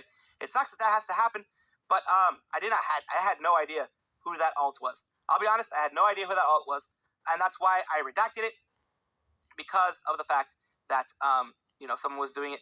But I didn't know directly who the alt was. I knew it was a VTuber. I knew it was a VTuber alt type of thing, but I didn't know it was Hazumi Eileen. Even if I did, if I thought that it was, especially everyone else thought the same thing, I would have still put it up. But even then, even if it was a tiny VTuber who nobody knew, if I had made the mistake, which a lot of people made as well, of thinking they were talking about the big story that was happening there, then I would have also put this out once they verified it. They clarified things. Still, I don't like people wishing karma on others, so I will still keep my criticisms of that tweet. I will still keep that up. But I do want to let you guys know, it was not about Doki. It was about their own personal situation. And I, of course, did not even respond to that tweet because, of course, I don't respond to these tweets. That's why I had originally redacted it so that no one from my end would go and actually do anything against that Twitter person, the account, or anything like that. That's why I did that. That's why I made sure to redact it. May not have redacted it the best way, but I tried to redact it the best I could, both the Uki alt and this alt as well, because I don't like brigading, and I did not want people to brigade this person. This one popped in my feed, which is interesting, of course.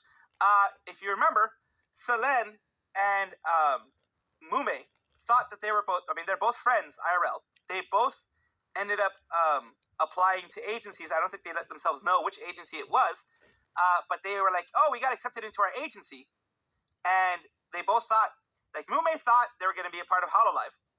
And Selene thought that Mume was going to be a part of Nidisanji. Luckily, Mume was part of Hololive. Unfortunately, Selene was part of Nidisanji because of the treatment that she got. Not because Nidisanji, she did a bad time in Nidisanji. She was absolutely successful. She did an amazing job in Nidisanji, but she got mistreated very badly there. So, at least alleged to have been mistreated inside of Nidisanji. We do know that after, the last cup of coffee, she was mistreated. But, it is funny that they both were wondering where each other were when they were, doing their first collabs and their first things there. They were like, huh? Where is it? Where is she? It's great to see that they're still friends, though. And I just wanted to give you guys a little bit of, a meme to enjoy. Scarla Yonaguni is being, Scarla Yonaguni. If you know, then you know. She is a female English VTuber with Nidisanji. Of course, Nidisanji ends E-Luna. And she has pretty much gone her own way and done her own stuff and not really tried to bug anybody, not really done anything negative towards anybody. Really been as sweet as she possibly can. So why am I talking about her today? Well, she got chat pregnant. Apparently she got chat pregnant. Or chat got themselves pregnant. Or something like that. For those of you who don't know, of course, people in the Scarlings, I believe they're called, have tried to get a Pregante Pregante art of Scarla. She's always noped out of that one. Also, they tend to just jokingly flirt with each other and then say they're going to get each other pregnant. So apparently they have gotten each other pregnant at this point. My beautiful Scarlings are expecting future baby shower stream. Thank you at Claro Art for this lovely gift that keeps on giving. Del Star, Scarla, if I'm pregnant, I have craving of pizza and chorizo and pickles. With chorizo and pickles. Can you get that for me? No. Scarla, it's time to pay child support. Be right back. I'm going to get some milk. Oh, no, she's going to get some milk. Your baby, feed me. I hope you'll be home quickly. It's hard to be single pregnant male. Uh-oh, the M-Preg. M-Preg has happened. Scarlings can canonically become pregnant. Thanks, Scarla and Claro, for this blessed gift. And the baby comes out of your puckered hole. Oh, God. Of course. The M-Preg is real. The puckered hole. Oh.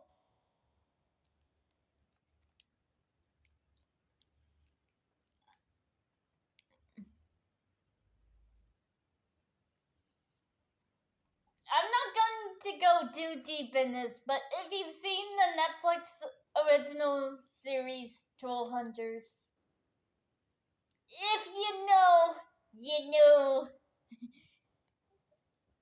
Oh, God. Bonk. The big bonk. Who's the father? Yeah, she's not saying. Who's the father? It's Scarlet. It's always Scarlet, of course. Pregnant, no wonder I've been craving microwave salad. Microwave salad is cursed. What the heck, man? That's cursed. Pay your child support. So yeah, people are running with it, which of course everyone knows is a joke. So it's great when you can have a community like this. Yes, I will let the cat out of the bag. Yes, he is part of Nidisanji. No, I don't hate everybody that's in Nidisanji. I just dislike the way the organization is run, pretty much. So that's why I still cover Scarla and things like that. Because even when the big drama, the big stink was happening, she did not get in it. She did not get in on it. She did not get into it. She did not retweet the black stream. She, did things her own way and kind of avoided everything as much as she could. So that's why I respect her. Okayu has done it, guys. She has gotten to 2 million subscribers. She did it on a very emotional stream where she was singing Parade Parade, and she couldn't help it but cry. And let's take a look at, of course, this is, of course, Okayu's stream, Twitter here. Her, of course, going for the 2 million. And it's starting here. She is singing Parade Parade. Of course, if I end up getting copyright struck, you will be hearing a very, very scuffed / crispy / maybe even deleted, I hope not, but crispy at the very least, audio of her singing it. And this is right around the time that she got 2 million subs. Took her about an hour from when she started. She started at 1995, so she got about 5,000 subs in an hour, which is amazing. And I'm so very glad that she got this. So let's watch. You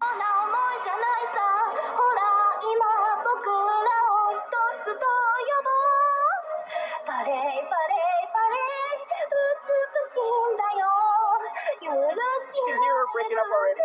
You can hear it. And there she goes. She couldn't help it. She couldn't help it. Because this is a dream for many, many people. To get this to this 2 million is like...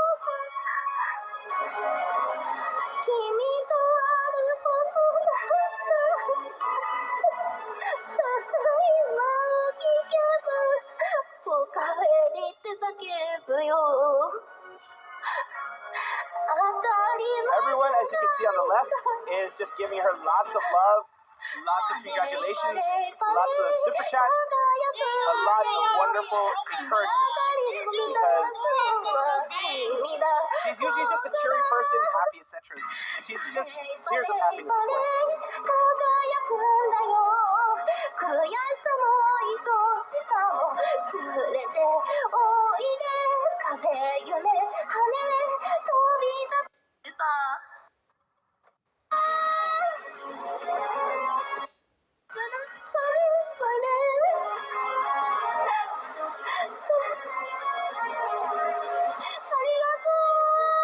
She's thanking everybody, of course she would, because this 2 million is something that not very many people can reach.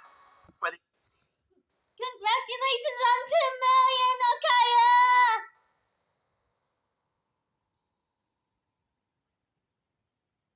Goodbye! Your IRL. Or not. 待って、泣いちゃったんだけど。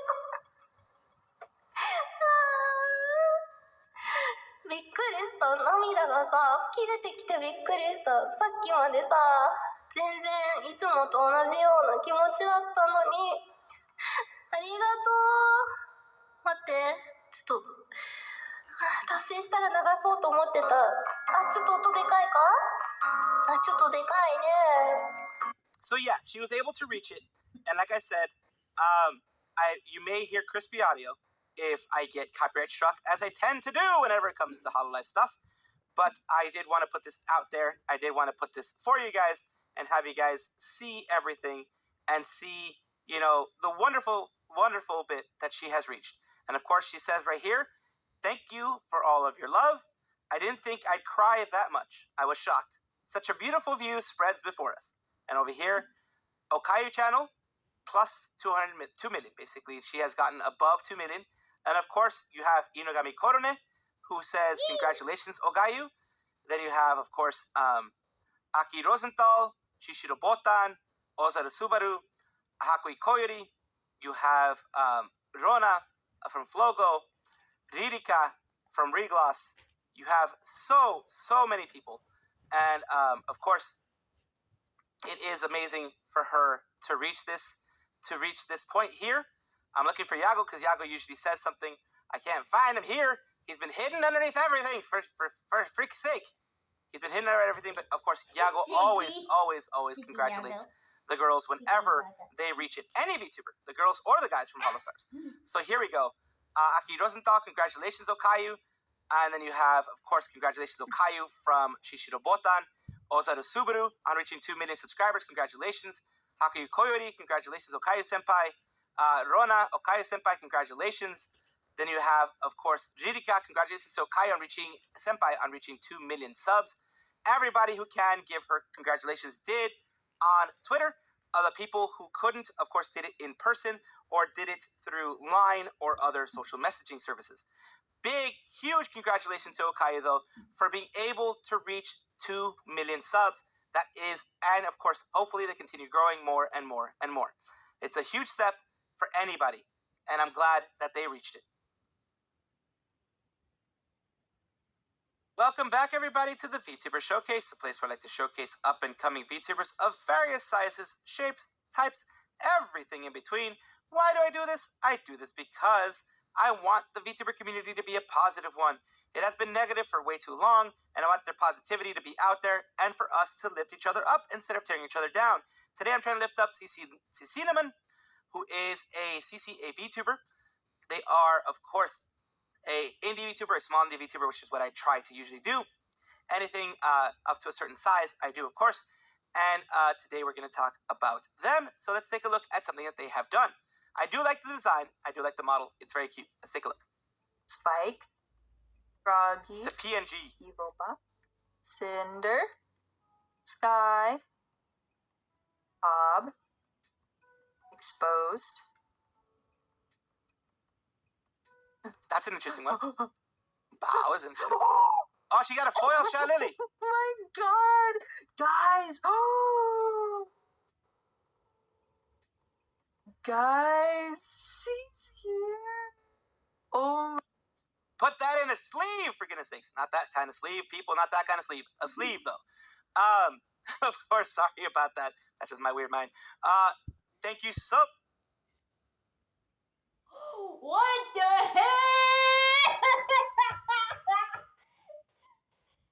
I nearly died.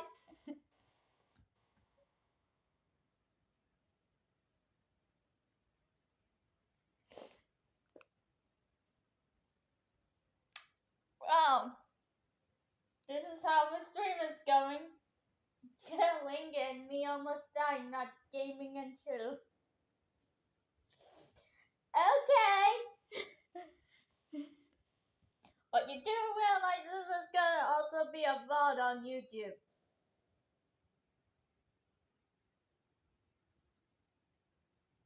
I've eventually decided to make servers VODs on my YouTube channel. And I'm doing it with all of them from now on because, yeah. These moments. Okay. Woohoo! Thank you so much, CC Pizza, for allowing me to showcase you on my channel. And I do honestly hope that this helps you in some way, shape, or form. Thank you so much for watching. That is all the news that we have for today. Please let me know down below if you want to know any more news or if you have any comments regarding anything that you saw here, which I will try my best to respond to. I love seeing your comments down below. Of course, as well, like and subscribe to the channel. That will give you more information every single day. I do 2 videos a day, so hopefully you enjoy. Here's how to get exactly what you're craving delivered 4 easy steps with Uber Eats. Step 1. Pick from hundreds of restaurants in your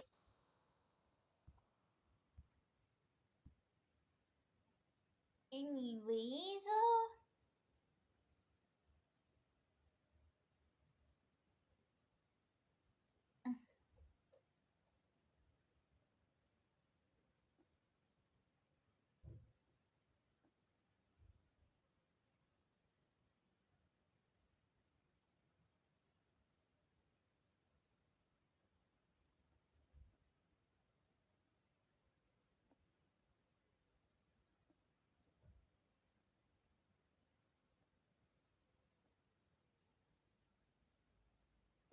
ooh, 15 times streamers got sent disturbing items from viewers. I'm curious. From streamer Jasco receiving horrifying mail. Next up is this. Oh no. Stop sending me these. You can tell right there that it leaked past the needle. To Duty Rhino literally getting an eyeball as a gift. I would say that this is a human eyeball, and it actually has a date on it, the 26th of August, 2019. These are 15 times streamers got sent disturbing items from viewers. Wait, Let's is that an actual eyeball in vinegar? I thought they meant a fake eyeball, like a toy one. Holy shit, dude! Holy fuck! Ew! I don't even want. Oh, that's grody. Ah! begin with this time when streamer Jasko received a strange package that a fan had sent. See what he found in the box when he opened it. Next up is this. So it looks like some like a raggedy, I don't even know, like towel with a zip tie around it. Let me go get my scissors. I'll be right back. Alright. I feel something in there. I'm just not too sure what it is. Oh no. Alright, so it didn't spill anything, but I'm gonna make this quick. I'm gonna grab everything together. So please stop sending these. I have to dispose of these at like a pharmacy every single time I get one. I'm starting to become a local there because of these boxes. No joke. There's this inside, and you can tell right there that it leaked past the needle. There's some in the cap. It's like a really weird, odd color. It's very clear, but at the same time, it has like a yellowish tint to it. Oh, God. Oh, There's a very, very tiny needle, too. I don't know if it'll focus on it, but oh my goodness, that's tiny. Next up, these streamers were live trying to share the fun of unboxing items with their viewers. How is everybody today? Welcome to Melissa Mondays. Everybody's been asking, so here we go. It might not be as fun as Omar's live streams. It'll be way more fun. But we'll make it happen. Look at what they found in the first box. Oh my gosh, and Melissa is fragile. The box looks a little beat up, so I pray that whatever it was, it made it. This is a prank. You did this? I didn't do that. Oh, what does it say? What is that? What the hell? What the? It's, What does that say? What is that? it looks like What's in there? garbage. Where did this come from? I don't know. It was in the garage. You're such a liar. Why would I be lying? I'm not lying. There's like pizza What's in in this there? box. Are you serious? Yeah, it's like garbage. Look at this. There's freaking pizza in here. What's this? I don't know. That's supposed to say something. crawling out of this box. I'm gonna look through the bug. Whoa! What the hell? There's a bug in there? I don't even want to open it. There's corn. Why is there corn? Corn? Weird glove? Where did this come from? Where's it? What does it say? And I'm not even opening that. I don't even know what's in it. So. I'd rather not open that. When we do get mail like that, it can ruin it for everybody else because then it becomes where you do not want to get fan mail. Yeah, definitely. It turns out something even more crazy was in the piece of scraps they had gotten.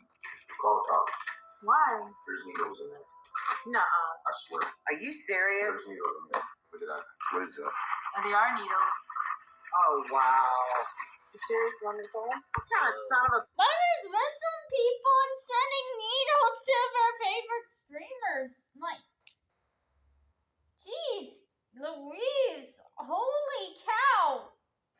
Why? That's weird and very disturbing. I don't know. It seemed disturbing to me, but it could get worse.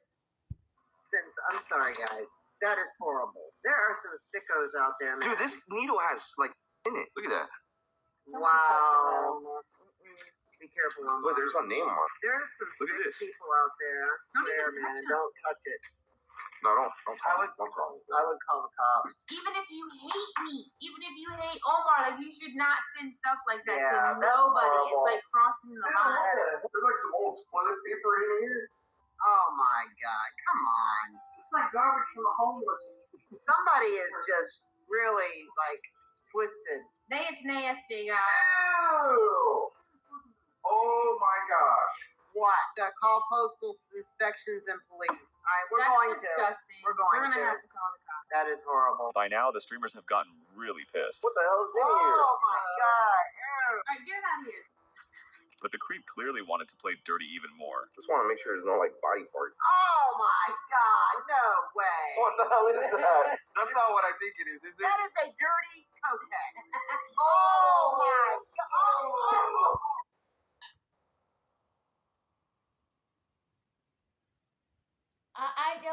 I don't even want to Google what a Kotex is. Holy shit. That sounds bad.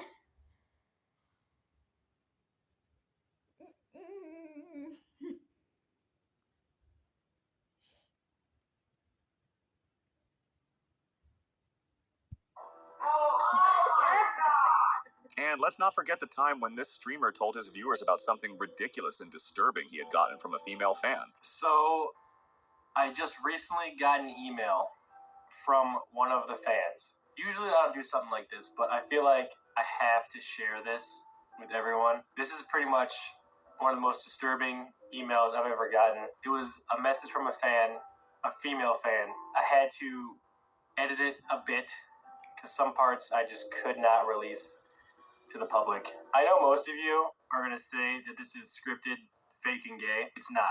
You know me. You've seen the truth videos. I don't lie. I tell it like it is. This is the truth. It's up, but it's the truth. But now it was finally time for him to watch one of the creepiest videos he'd ever get. Hello, Chan. I think I'm your biggest fan. I've been watching your stream for over 1 year. I am making this video now because I've been trying to get in touch with you, but you never answer any of my messages or never on the stream. I'm like always writing something to you, and it's so hurting. You never answer me. I've been planning to go to DreamHack now this year, and I can't wait to meet you. And I'm so excited. I hope you're going though. If not, I think I have to fly to your place. I have to meet you, Chance. I love you so much. I watch your stream every day. My day revolves around your stream. My day revolves around your stream. When you're not streaming, I have no idea what to do. I'm lost. I gotta show you the effort I put in when you stream and when I'm watching it. This is how I watch your stream. I like to turn on some candles and turn off the light. I have my shrine dedicated to you. Look, here's a beautiful picture of you. When you were young and when you were older. You're beautiful in every age. Here's my monkey. He's called Chance, and I sleep with him every night. Here's another picture of you. And yeah, here's where my computer is laying. This is like every time I watch your stream. She also followed up with a crazy request, and the streamer and his entire team were left stunned. Please respond to this video. Message me at... I love you so much. I mean it. Following up, Bagel Boy got a weird-looking taped cup packaged in a box. However, what he found inside was so disgusting, it literally made him puke. It smells a bit like cologne. It's got a bunch of pink styrofoam inside. Get to now, your bagel boy. Okay, don't bugged boy or don't bagel boy open inside. It sounds like turds. Sounds like turds, right? You a couple red cups, then you take those cups together, you put it in a box that cost you probably $10 in shipping. Remember I said no gross stuff. This better not be gross. You absolute trash can of a human being. Is that why I'm smelling cologne on everything? Is because you a cup and you don't want me to smell the Okay, I need to be a man. Okay, what I thought was in here was a urinal cake.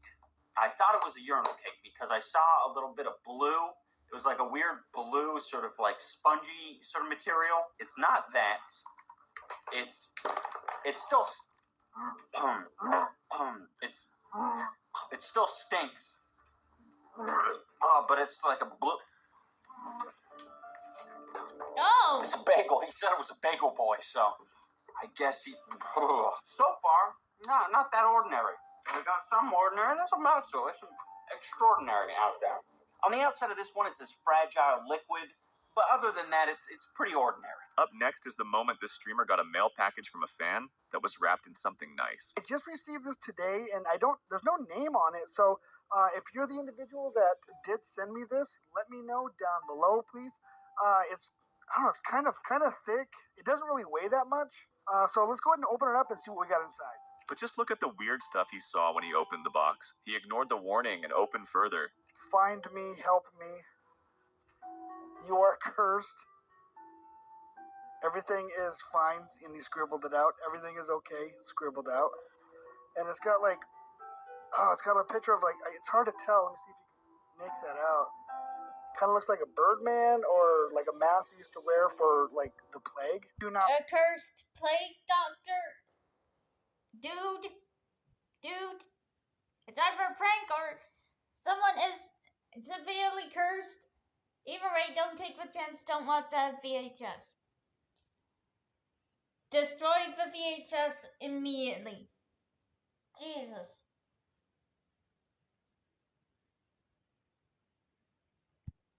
A watch. Well, crap, now I gotta watch it. Okay, I'm gonna have to go get a VHS player. Yeah, I don't even know if I even have one anymore.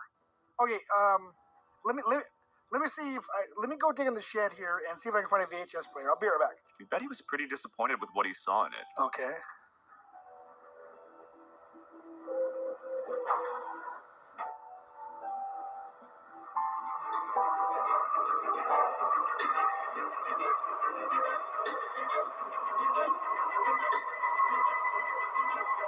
What the? This list wouldn't be complete if we didn't mention the time streamer Deji received something very nasty from a fan. Just take a look at what it was. Right. Hey, dude, are you serious? Stop saying this! Oh! Sake, man. Thank you for your mate. I like it a lot. Awesome.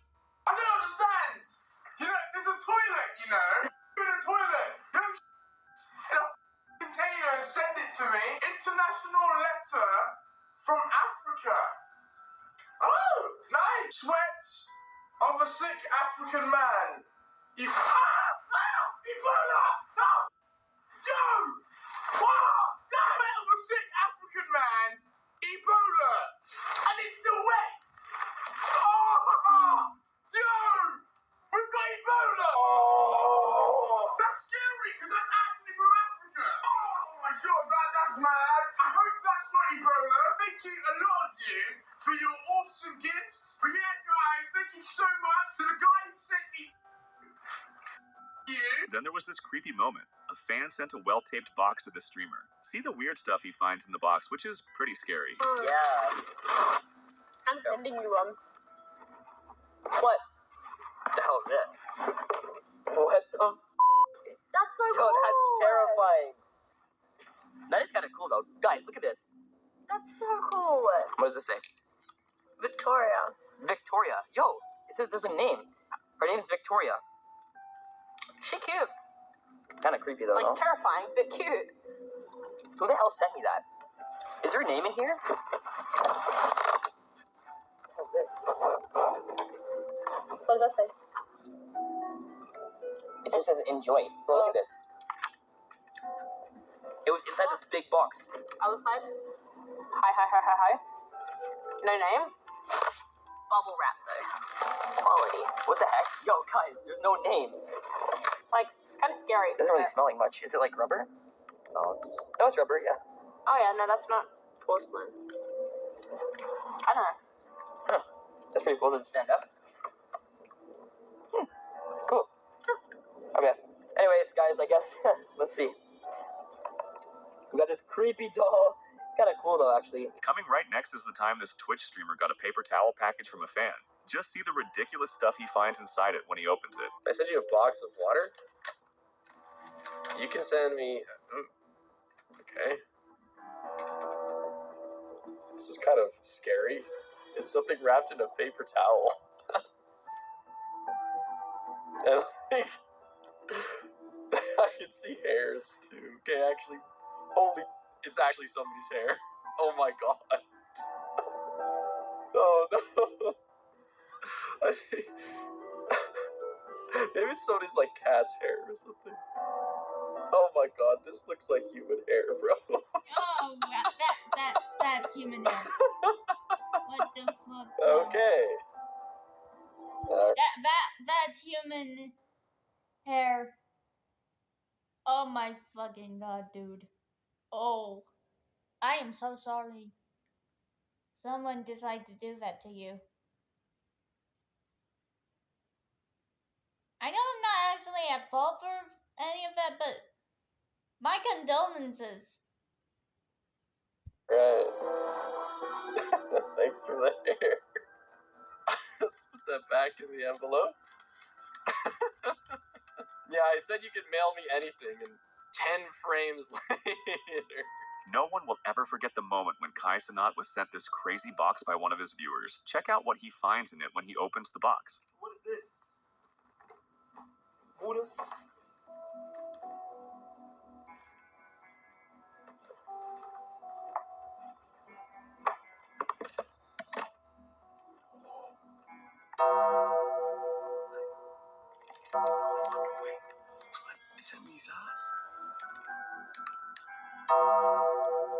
Send me through the PO. But it's Za, right? Oh, this is Za. What CBD mean? Pre-roll. Is it like a cheaper version of an actual blunt? I don't even know if Chris smoked pre-rolls. Ryan, what is this, Ryan? Don't do drugs, Ryan! What the fuck?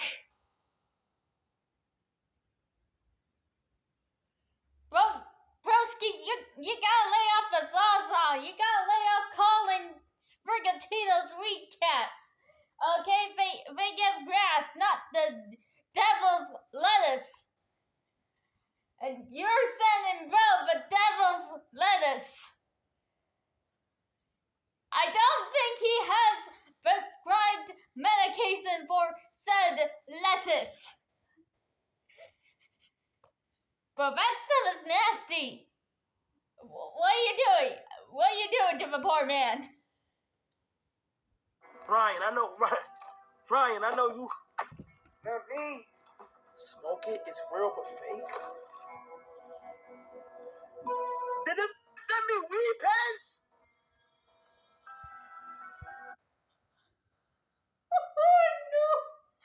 Ryan, I'm concerned, Ryan. What the fuck, dude? What the fuck? What the fuck? What the fuck? What the fuck? What the fuck? What the fuck?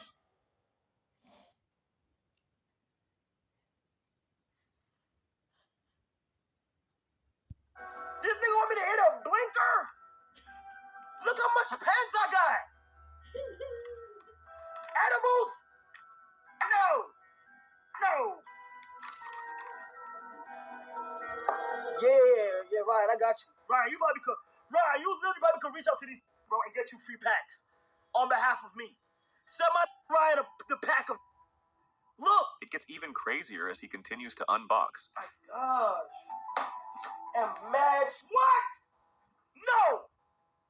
Nigga, this should be illegal. Bro. Look how much got.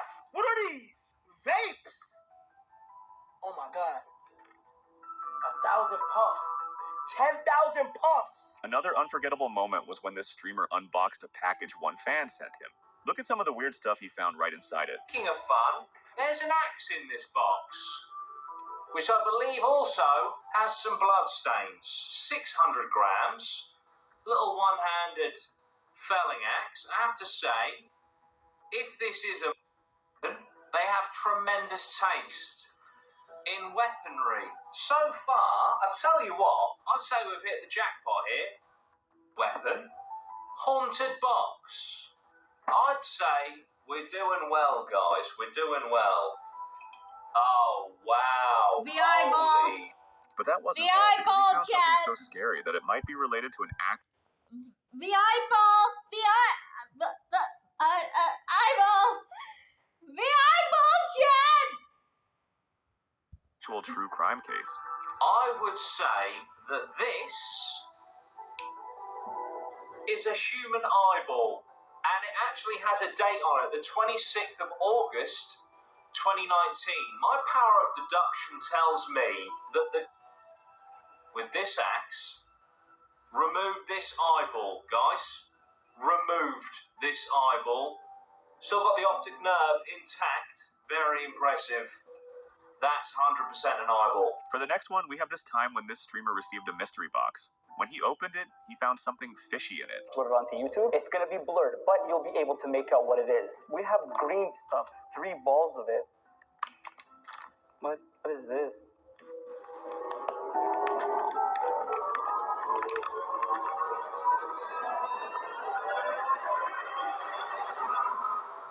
Okay, 3 nugs of, and there's a freaking tooth in there.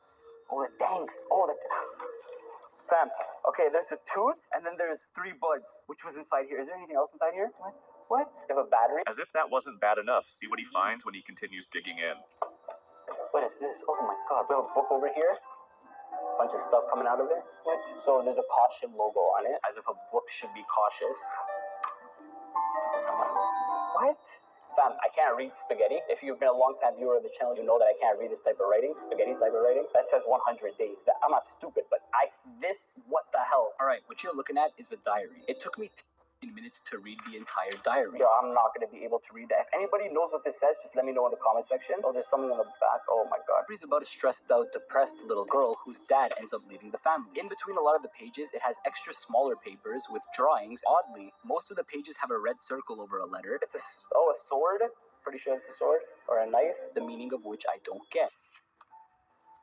Okay, we got this paper and that paper. That says 100 days on it. I don't know what that says above it. Oh, it looks like coordinates. 46.6575008, comma, minus 80.6816706. Papora Road? Holy shit, dude!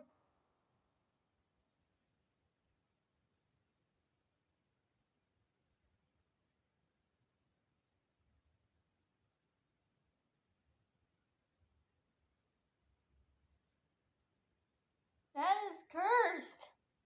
What the hell? It's like greenery. He clearly couldn't handle everything or the severity of the situation, so it made him do this.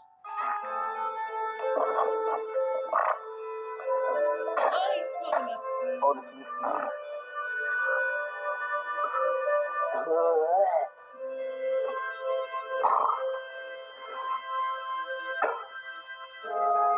I'm done the video. And that I just felt so bad earlier on in the video. I knew this was gonna f me up. Oh my god, this is going straight in the trash. Jesus Christ. Oh, this is bad. Patreon, enjoy the fruits of your viewing. YouTube, I'm so sorry, but this one f***ed me up. It's 3 little balls inside here. Oh. Jesus Christ. Ow.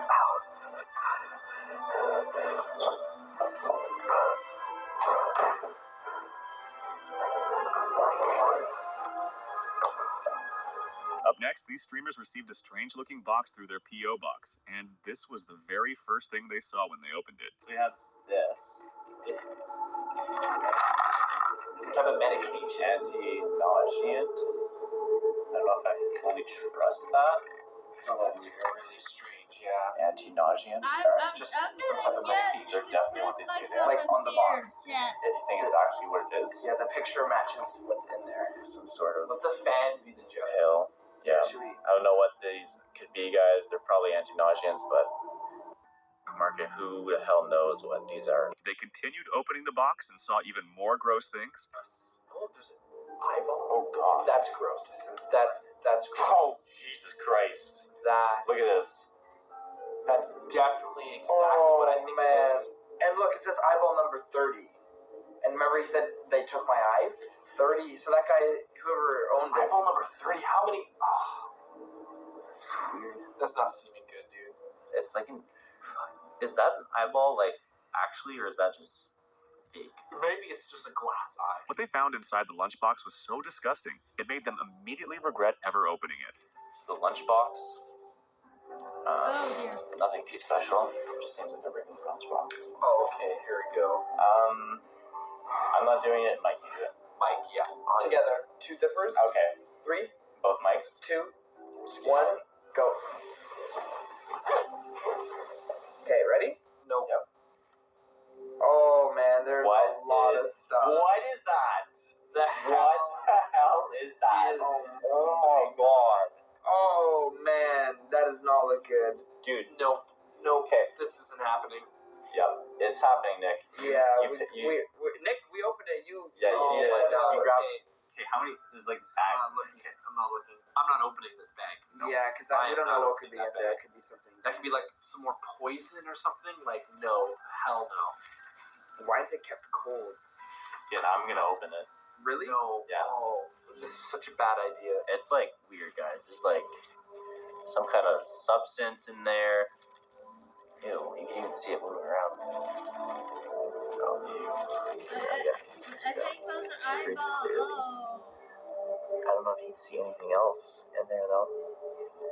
It just seems like I have no idea what the hell that could be. Me either, man. Does it smell like anything? Can we smell it? I don't know if I want to smell that. There's like no noticeable odor at like this point. I'm gonna do what I learned in chemistry. Waft it. There we go. Body count. Doesn't smell like anything, dude. So this meanest liquid. Okay, how are we gonna dispose of this? Oh, what if I like poured it in there? Just to see what it looks like? Okay, don't miss Hang on, Jet. I got you covered. It's like, Yeah, oh, it's on my hands. It is on my hands. Go Okay. wash. Hang on, guys. Some people are giving me weird messages from a website again. Like, I don't need bot accounts. Please. Over effort, please. This is why I'm putting most of my VODs onto... This is why I'm putting all my VODs onto YouTube from now on, because... Damn, dude, I can't tell if there's actual people watching my streams on Twitch. All I'm getting so far is bot accounts. Nowadays, I mean, I got a lot of people before visiting and following me and stuff. But now I'm just getting bot accounts on here. Twitch, you have a serious bot account. Twitch, you guys have a serious bot account problem. Just like your serious terrorist problem. Fix it.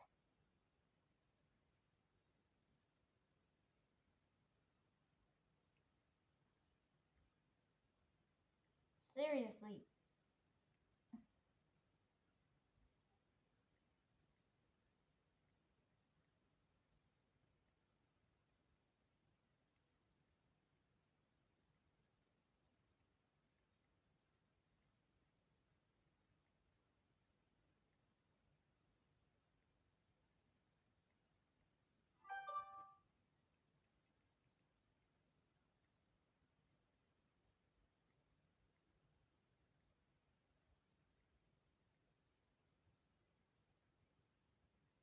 I'm so sorry about the weirdo bot accounts coming in here and just trying to ruin everyone's day, chat.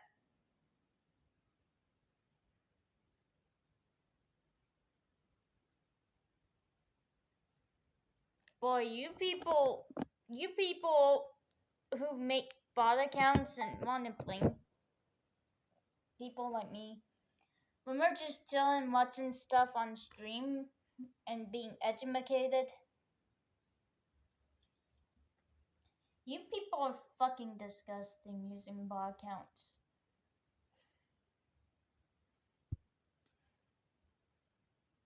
I hope you get caught using that website though. Wash your hands. Ew. Oh my god. It's smudging. Oh god, no. That is weird. Yeah. So weird. What the hell? I don't know what that is. Okay, so now it's your turn, Mike. Let's get rid of it. Ice packs. Oh, ice packs. Should I just go for the one that we've all been avoiding? No. Oh, leave that one for last. Dude. Okay, guys, you do not want to see what's in there. Wait, is that more white liquid? feel Ew, that this is not liquid. It's liquidy, but it isn't. It smells like something else. It's chalky. It's liquid, but it's like really chalky. Oh, that is. Is there anything solid in here though? Feel around. No eyeballs. This whole process right now is disgusting. We need gloves. We should have had gloves. It's so gross. Oh it is so gross. God. Should we open this one? I don't think there's any eyeballs in this one. Oh, I'm so curious.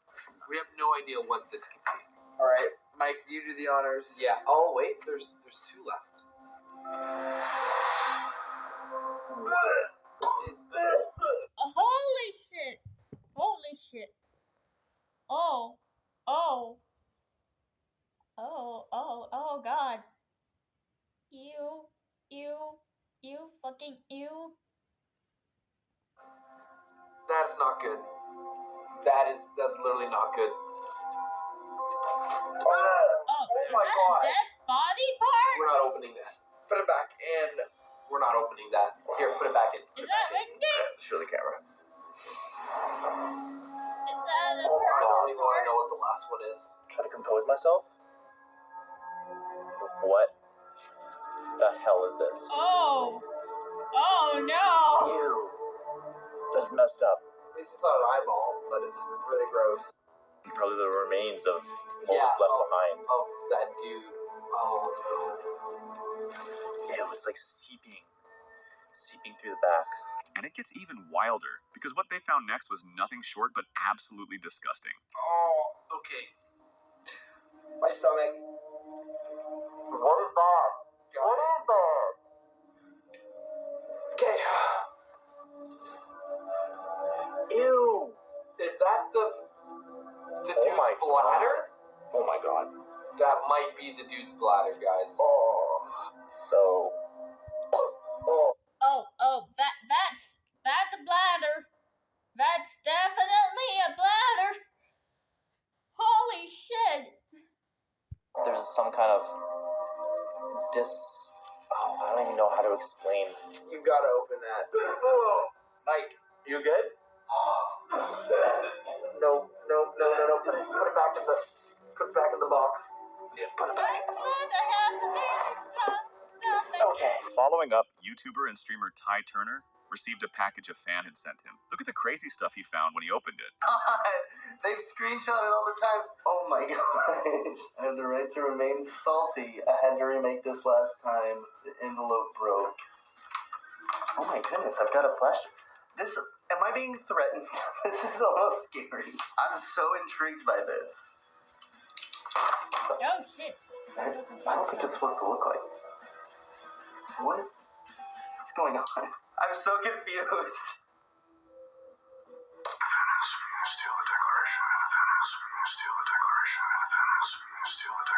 Why did you send me a 30-minute loop of Nick Cage saying I'm gonna steal the Declaration of Independence? You said I asked for it. I genuinely am disturbed, and I don't remember asking for this, but thank you. Very thoughtful thing. What the? Moving on to the time when streamer Jude Summers received something truly terrifying and unexpected. Not at his P.O. box, but at his actual home, sent by a fan. So you got my name there, and I did scribble out the addresses. You've also got who it's from here. Again, I scribbled out his address. Okay. So I got my knife here. I'm just gonna open it. I would have gone for scissors, but also, if you're going to open things with a knife, please remember knife safety. Okay? I'm very concerned about this.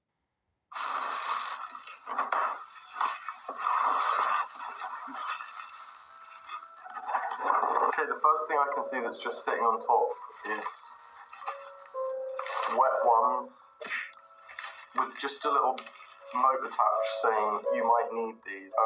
Okay, that's kind of freaked me out. Why would they say that? And why would they say you might need these? That's making me think that there's something messy in this box. Obviously, you guys can't smell what's in here, but when I open this box, I can already smell like some sort of weird odor. I don't know what it is. But things took an even crazier turn when he pulled out a strange item that smelled awful, almost like it was rotten. Okay, so there's two things in this bag and this. Oh. Okay, this bag really does smell, and I don't know if you can see on the outside what that is. But I don't know what that is. It seems there's two things on here. Oh. Okay, this stinks. I have no idea what this is. Hopefully that focuses. If anyone knows what that is, please tell me, because it really does stink, and I don't know what it is. I don't think it's. I don't know what it is though. It's something wrapped up in cling film. I'm gonna put that back in the bag. Okay, this is a weird one. I'll show you just from outside the packaging. So it's a screwdriver in there.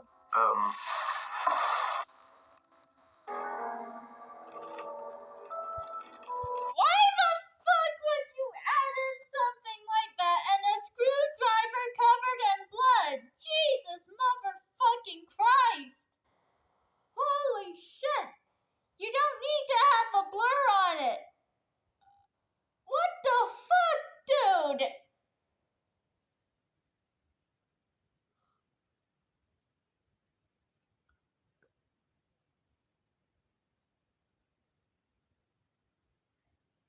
Okay, I'm gonna go on a piss break. I need to pee. Okay, I'm going. Let me know in chat or not. I'm just gonna let this continue for a bit. Okay, I don't know if you can see, but that's actually got red stuff on. I don't know. I'm assuming. I don't know what on earth that could be. The thing is, with this package, I don't know if it's like a genuine creep sending me this stuff, or if it's someone just like pretending to be creepy and like putting red stuff on a screwdriver and pretending it's. Like, I don't actually know. You don't know where this has come from. This stuff, and then along with all like the weird screwdriver and that stinky stuff. I don't know what. Okay, I'm putting this down now. I think the reason maybe he put the wet ones, the wet wipes in it, is because there is some messy stuff in here. Like that thing really stunk. And let's not forget the time Ice Poseidon received multiple strange and disturbing packages from a fan who clearly seemed mentally unstable. As you can see by the holes, it's clearly an animal. Not only is it an animal, it's probably a animal. I've been contemplating sticking my finger inside this hole and to see what happens. But I've decided against that. Because if it's like a lizard, small crocodile, maybe a fish, I don't want it to bite my fingers off, so. What the f is this? Ladybugs. Release your soldier bugs, ladybugs, at dusk or dawn. Store ladybugs in a household refrigerator until you are ready to in a refrigerator, ready to release. I mean, okay, I would do that, but the problem is, oh dear, what is in this one? I don't see any ladybugs in here. I think I missed out on a few things, but yeah, I don't think things can get any worse than someone using a screwdriver to harm or maim someone. But hey, we are watching this video, so who knows? In fact, the bag is already open. There is one ladybug in here. And it's... Oh no. There's one ladybug in here, and it's...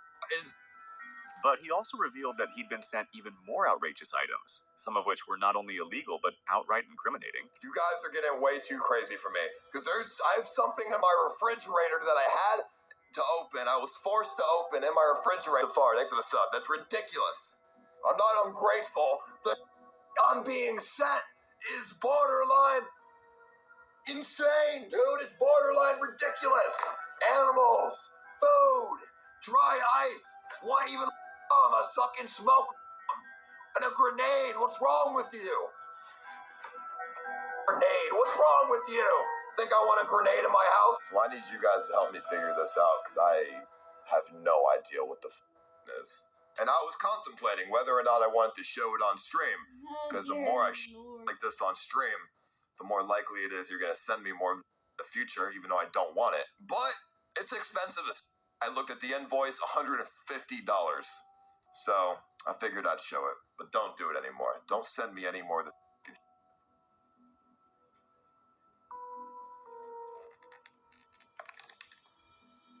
Oh!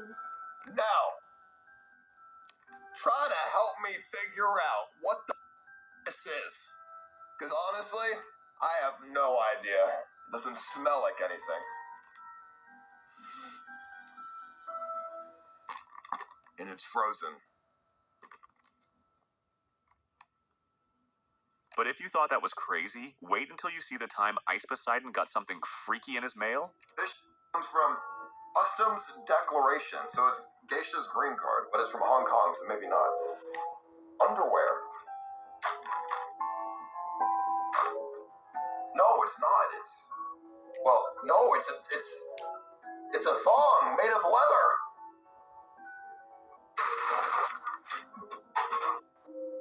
Yeah, that is way too small for me to that's not a jock strap. That's way too small for me to wear without pants.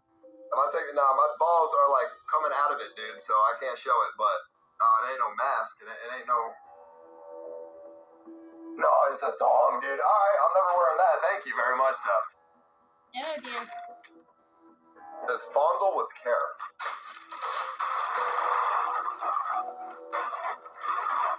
Oh, what? What?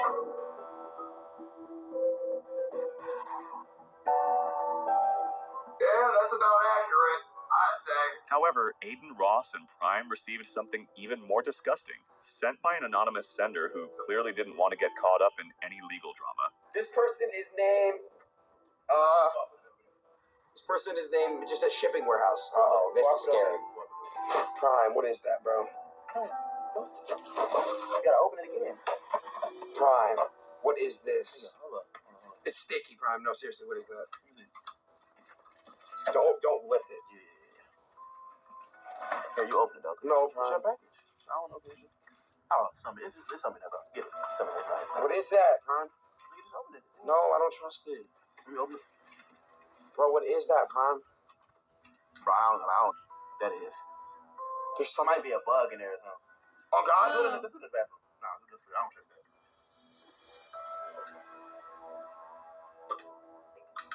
Something's in there, bro. Spider. Oh, God. Bro, I think I just seen a big spider, bro. Who is it? They weird as fuck. At first, they thought there was a spider hiding in the box, but it turned out to be something even more absurd than that. No, it's not. No, it's not. Oh, something's taking out a lot of this. I think it's a spider. Bro, y'all are so weird for putting a spider. No, I looked at it. It was big and black. Wait, in the box? Yes. It just scared odd, but I see legs inside. I think it's a tarantula. Bro, I think it's a big spider. No, but how would it be alive? But it's still... Oh, I'm scared to touch it. Something is in there, bro. Bro, lift it, Ronnie. I'm not lifting that. Bro. Well, I'm not surprised if it's a friggin' tarantula. Those things are poisonous. I looked at it and I dropped it fast as... That, bro. That. That's some weird... Maybe you don't even want to do this. I want to turn it over, Aiden. Whoa, there's something in there. Do you see it? Dude, what is that? But then they finally exposed the sender's evil plan to play mind games with them. Odd, but I see legs inside of it. I think it's a tarantula. Bro, I think it's a big spider. No, but how would it be alive? It'll be... But it's still... Oh, I'm scared to touch it. Something is in there, bro. Bro, lift it, Ronnie. I'm not lifting. Bro, I looked at it and I dropped it fast. Bro, that, bro. That. That's some... Maybe you don't even want to do it. I want to turn it over, Aiden. Whoa, there's something in there. Do you see it? Bro, dude, what is that? What if it's just nothing, bro?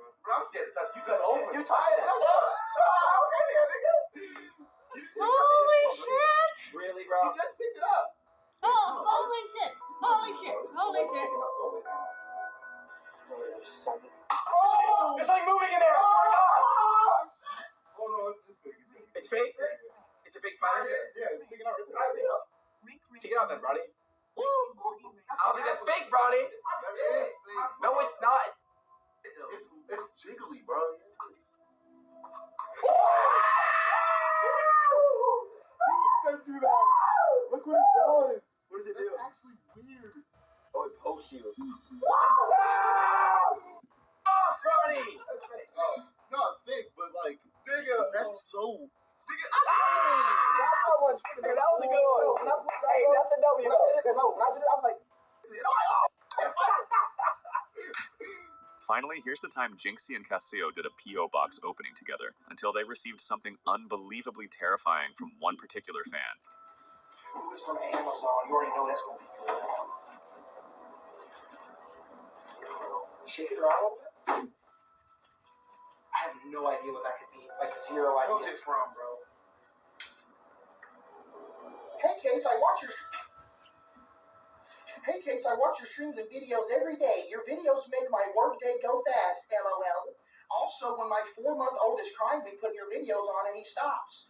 This is for beating the granny gauntlet from Lexi and Brandon. Wait, that's wholesome. That is wholesome. Bro. Is this gonna be a granny plushie? Oh my God, it is. It's literally a granny plushie.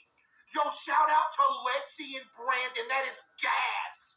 That's actually sick. Kiss me, Brandon. Yo. My bad. I'm sorry. My fault. Bro, that's Can't help it, man. That was wholesome. That was wholesome. Okay. Let's find out more stuff that people got from their viewers. And holy shit, I forgot about that. Okay. I think it's safe to say that we're not gonna be streaming for this. What? We're not gonna be gaming for this stream. My mind is in places. I'm genuinely curious to see what people got.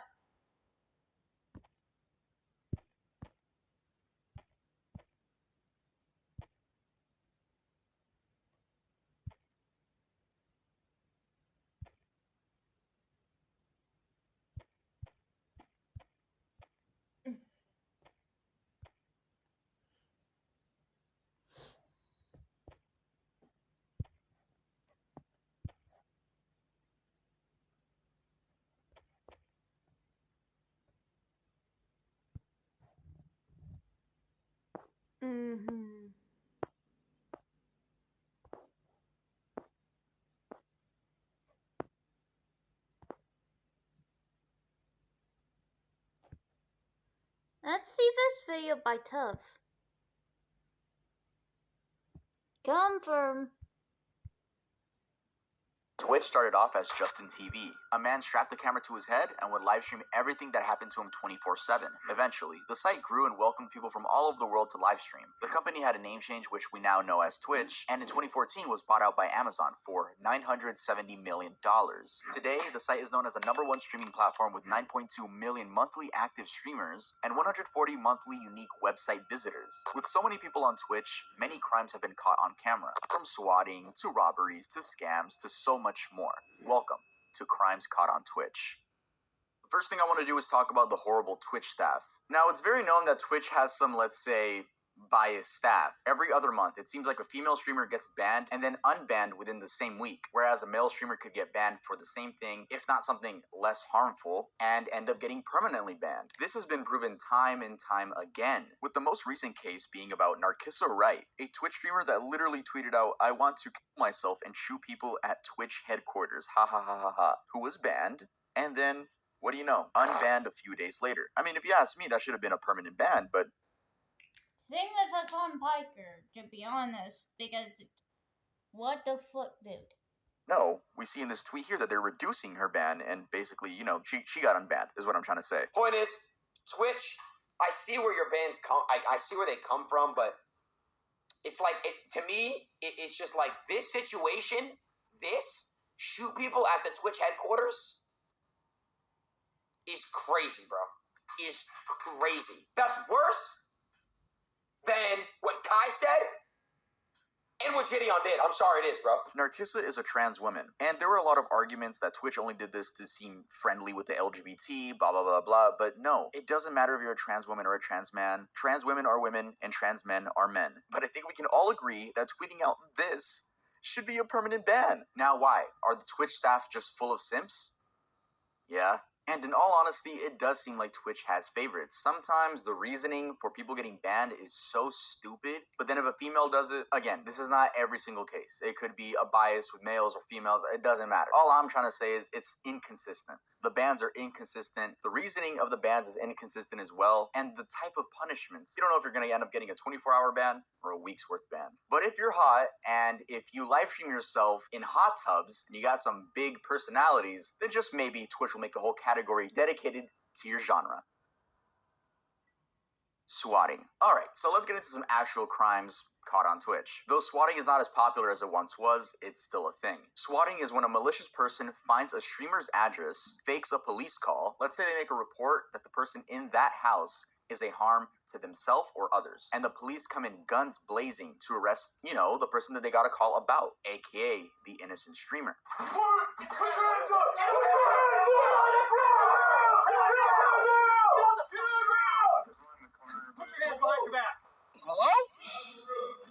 I'm coming out. Hello? What the fuck is going on? Yes. What? Hands up.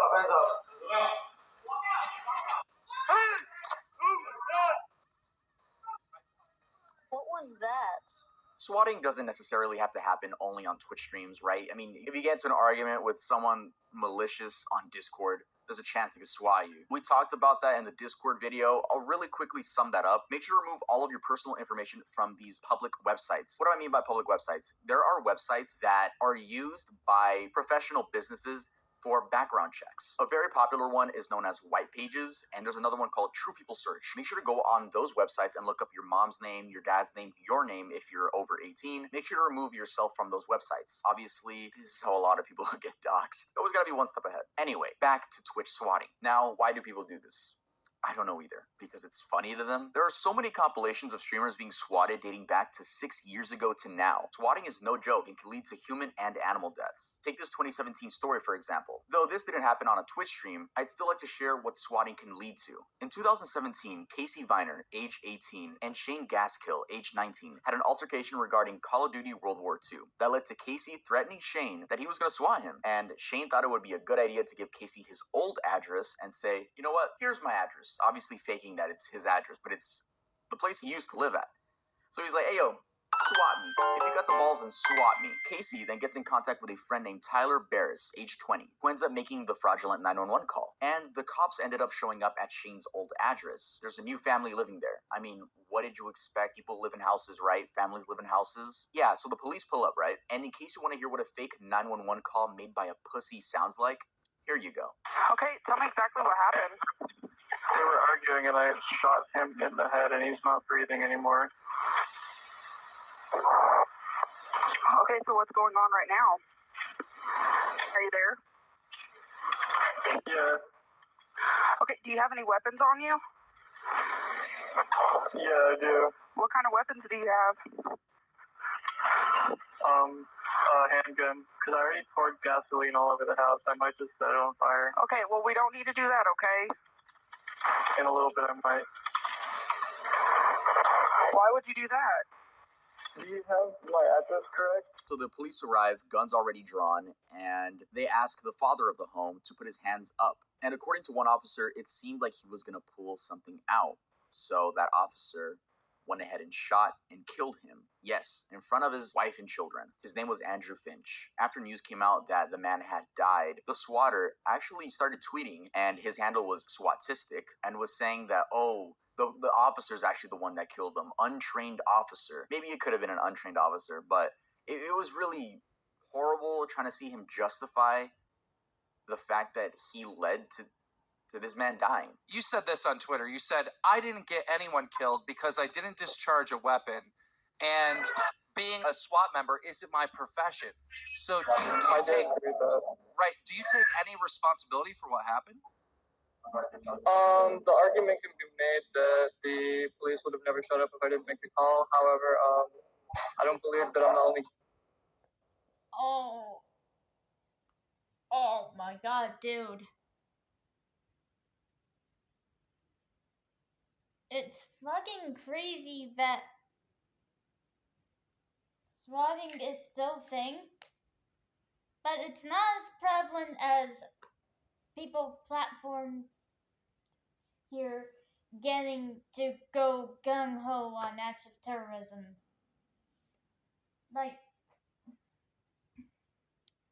I'm glad swatting is now considered a serious offense. So, we're taking baby steps on this. But hopefully, maybe other streamers can, make sure that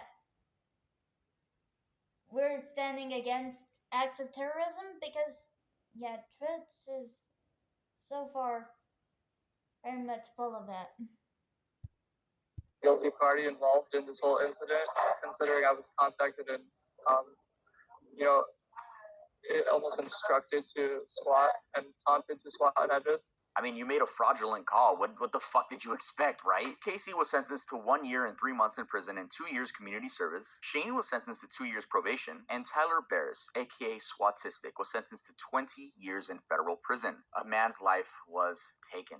Sadly. A father's life, a husband's life. Rest in peace to Andrew Finch. So, what happens to the people that make fraudulent 911 or 999 calls? Well, they get caught and charged with crimes. Doesn't matter if they use a VPN. Doesn't matter if they're using a special software that you can't get traced back to you. Dude, the FBI is gonna get on your ass. Honestly, 99% of the time it seems like swatters are caught. So, how do you avoid being swatted? Well, like I mentioned before, you can go on those websites and remove yourself before any hacker finds out. But at the end of the day, it's all about being anonymous on the internet, right? For influencers, it's a little bit different. I feel like we have a lot of our information out there on our Wikitubia pages. Shout out my Wikitubia that clearly tells everyone I'm 5'9". Thanks for doing that.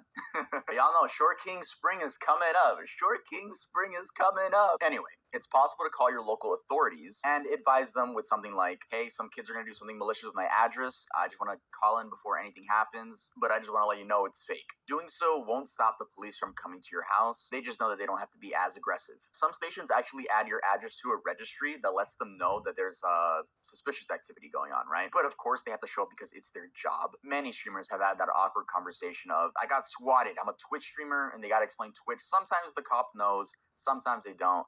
You can actually see in some VODs where people get swatted, the streamer has to explain, what's going on. Someone really swatted me then. What swatted me is my job, is streaming video games. People don't like what I do. They get my information, call the cops. I'm doing my job right now. Alright, I'm going to go ahead and end this section off with a nice rhyme. Swatting isn't funny. Swatting is for dummies. If you decide to swat, you will get caught. Hey guys, this video is sponsored by me. It's sponsored by me. I want to let you guys know, please make sure to catch me over on my second channel. I want to start streaming on my second channel. Why am I streaming on YouTube and not Twitch? I'm kind of dissing Twitch already, so I like YouTube more. I just like YouTube more, and we go hang out over there. I read the chat a lot. I don't play any crazy games because my laptop can't handle it. I'm sorry. My laptop literally can't handle big games, bro, or at least to be streamed. My frames will drop to like 14 frames per second. I want to let you guys know that I stream over on my second channel. So if you like streaming and if you like me, make sure to go check it out. Let's get back to the video. Robberies. These robberies don't need much explanation other than the fact that they happened live. I'll go over some instances in full detail. For some of these clips, sadly, I am gonna have to use screenshots and not the full video. Why? Because a lot of Twitch clips are licensed by like big media companies. It's so annoying. And it's like, if you want to use it in your video, you have to pay them. Like, bruh, no, I'm gonna use screenshots, bruh. You cannot take this video down because this is fair use. These are screenshots and I'm talking about the topic. I'm not just reposting it. Anyway, let's continue. Stephen Heyman. On August 31st, 2018, Stephen Heyman and John DiPietro, I hope I said that right, were on their way to Dragon Con, a convention made for gamers, comic enthusiasts, science fiction fans, and more. Stephen was streaming the whole thing. This is called IRL streaming, a category of streaming which consists of the streamer carrying around the camera and vlogging everything in real time. Justin Kahn truly is a pioneer, and once they approach Lee Street in Atlanta, Georgia, a man is seen approaching John and pins him to the ground. We can't see much, but we do get a full view of what the man looks like. JP, just let go. JP, just let go. No. JP, just let go of it. JP, just let go of it.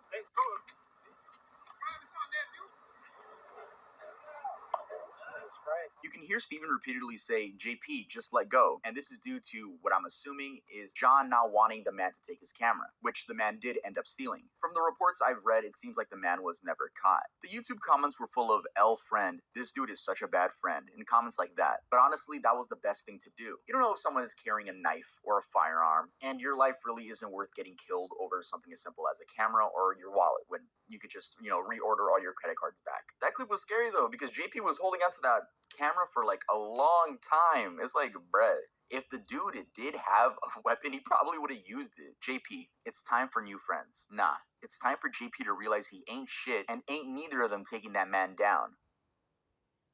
Mr. Big. On October 1st, 2015, Mr. Big was streaming, as he always would, until he got a knock at his door. He opened the door to a police officer explaining that they had gotten a noise complaint from a neighbor. The police officer explains the call and asks Mr. Big for his name. Mr. Big explains that he doesn't need to give him any sort of information, and it's honestly a pretty long and petty back and forth from both of them, up until the cop places Mr. Big under arrest. I would say wrongfully place him under arrest. I mean, he did have his right to not say anything. Cops can always arrest you based on suspicion. It didn't seem in the clip like there was any suspicion of anything other than just the way Mr. Big was acting. Anyway, so Mr. Big gets arrested, right? They leave and they close the door. So a few minutes after the arrest, the door opens and reveals a neighbor, presumably the one that made the complaint, walking in and stealing a pair of shoes and a headset. He then returns and steals what seems to be his phone and a watch. I tuned into Mr. Big's Twitch page, and to my surprise, he still streams. Well, he took a break and is back and averages about 5 to 10 viewers. So I decided to ask him a couple questions, and he was nice enough to answer. Make sure to show him some love and make sure to tell. Oh my gosh. Oh my gosh. Yeah. I sent you. My name is Tab. I'm a YouTuber, 800,000 subscribers. I'm currently making a video called Crimes Caught on Twitch, and love to know what happened to the dude who stole your stuff on stream in 2015. Was he ever charged? Yeah, he was charged. Guy was a career criminal, man. Had a lengthy criminal history. I think he did 3 years for that shit. 3 years?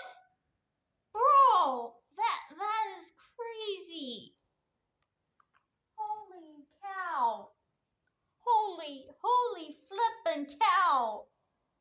His name is Jeremy Frostad. You could probably look up his criminal history. He apparently got 3 to 4 years in prison after being charged with burglary and there being video proof of him committing the act. I tried looking his name up in like a Washington police directory or something. I checked a lot of websites and I did not find a Jeremy Frostad. Not that I don't believe you, Mr. Big, it's just that I would have liked to pull up his mugshot. RickyBot. RickyBot was a 43-year-old man who streamed himself playing Pokemon Go. Y'all remember that? Pokemon Go is a mobile game which requires you to go outside in order to catch different Pokemon and battle other players. And on September 18th, 2016, he was taking a stroll in New York City while streaming himself. Everything was going fine until he gets punched in the jaw and taken down to the ground as the thief repeatedly tells him to, quote, take it off. He had a strap with all his devices connected to him. RickyBot can't help but say no and please, since the man stole 3 cell phones and the camera itself. RickyBot was taken to a local hospital with a laceration on the side of his head and a swollen right cheek. That same night, Ricky put out a series of tweets reading, I got mugged playing Pokemon Go in Central Park. Still talking to police and will go to the hospital soon. My jaw is a mess. Thanks all. My Twitch account got suspended. Literally insult to injury. Hashtag Twitch. Scan on jaw was negative, so just swollen for a few days. Bump on head was from hitting the pavement, and blood was Holy shit, dude. And not only that, recently it had been confirmed that Pokemon Go was used as a way to spy on people because it was made by someone who was formerly in charge of surveillance at the CIA. Holy fucking Christ, dude! From scratch on elbow. Oh great, just discovered I need to drink everything. Dude, imagine. Hold on one second. Imagine if somebody can hack into all of the smartphone systems through via Pokemon Go.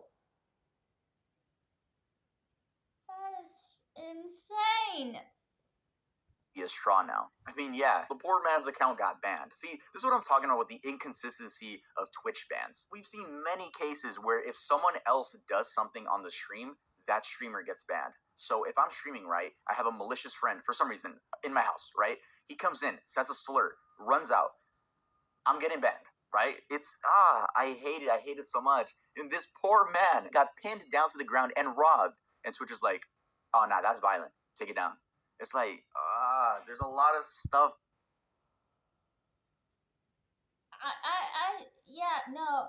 This is why I don't do IRL streams with face cam. If I'm going to record myself doing any kind of vlogging stuff, I'm gonna make sure it's within the confines of making sure that there isn't anything dangerous going on, because holy cow, dude. That is fucking insane. About Twitch that rubs me the wrong way. Anyway, in case you're wondering how Ricky is doing now, he seems to be doing just fine. Here's a picture of him and his pet dog, CJ, from 5 weeks ago.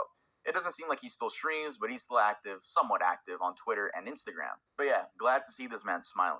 NBA 2K streamer. So there's a lot of debate whether this one is real or fake. So we'll go through it together. First, we see the streamer having fun and playing his game. Then there are some really loud bangs at the door.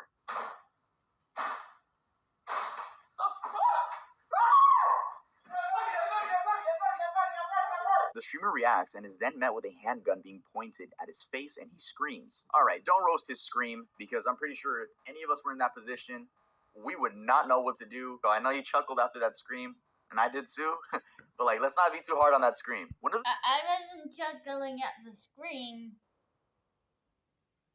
I was kind of terrified. I will admit that. I was terrified at men screaming. It doesn't matter race or skin color, some of you freaks watching this by your bot account. Yeah, don't think I know about it. Yeah, don't think I don't know about it. If you want to chat, just have an actual account to chat with me instead of being aggro about pussies. Anyway. The thieves goes to keep his wife quiet, and you can hear the kids in the background. The other is beating the streamer repeatedly with brass knuckles, asking where the money is at. The streamer explains that he doesn't have any money, and the robber says, keep playing with me and I'll shoot your girl, which leads to him punching the streamer a lot. The other thief comes into frame and explains that there's money in the room, and then they force him to show them exactly how to access it. After a few seconds, they both rush out the front door. Now, is this fake? The video itself seemed pretty real to me, but it was the research I did after that made me question a lot of things. The first thing that made me question it was the people in the comments not mentioning the streamer's name. Why? Shouldn't they be like, oh no, I feel so bad for blank? No, everyone was just like, the streamer, everyone, no one knew his name. And when people asked, people would give like other 2K streamers' name, and I had to look it up. No, it's just another 2K streamer. But eventually, I did find the name of the streamer, and that's TMoneyFG. It seems he doesn't stream anymore, and I couldn't find a YouTube channel, unless it's the one with 1 subscriber, but I doubt it. I also found his Twitter, and it's extremely botted. 16,000 followers and no likes on his recent tweet. Yeah, a little bit weird. You would think that if he faked this, he would at least gain clout from it. And if he faked it, I don't know if he would scream like that on purpose. Plus, why would you put your kids through something like this? I mean, why? What? A lot of people were assuming that the wife set him up because she was too calm. That was stupid too. You can tell she's trying to stay calm for the kids. So again, is this real? Is this fake? I really can't tell. The video looks real, but his socials don't even exist anymore. I mean, maybe that could make it more real, right? He just left the internet. But he really didn't because he just has botted followers. And it looks like he's living, he got a nice watch on. It's a very weird story. You guys let me know in the comments. Do you think this was a real robbery or fake? Asian hate. This is one of the worst ones in this video. I hate it so much. And again, I'm gonna have to show screenshots because for some reason these streamers love selling their clips to these licensing media companies, which, by the way, if you're a streamer, bruh, don't do that. They're just gonna make... Yeah, that's just fucking dumb. Why are you selling clips of your stuff to a company? Like, bruh. Fuck that shit. We got terrorists on Twitch. We got extremely violent people. You don't want to be like them, and you definitely don't do stupid stuff like selling your clips to a company. Like, what the heck, dude? Millions off of you.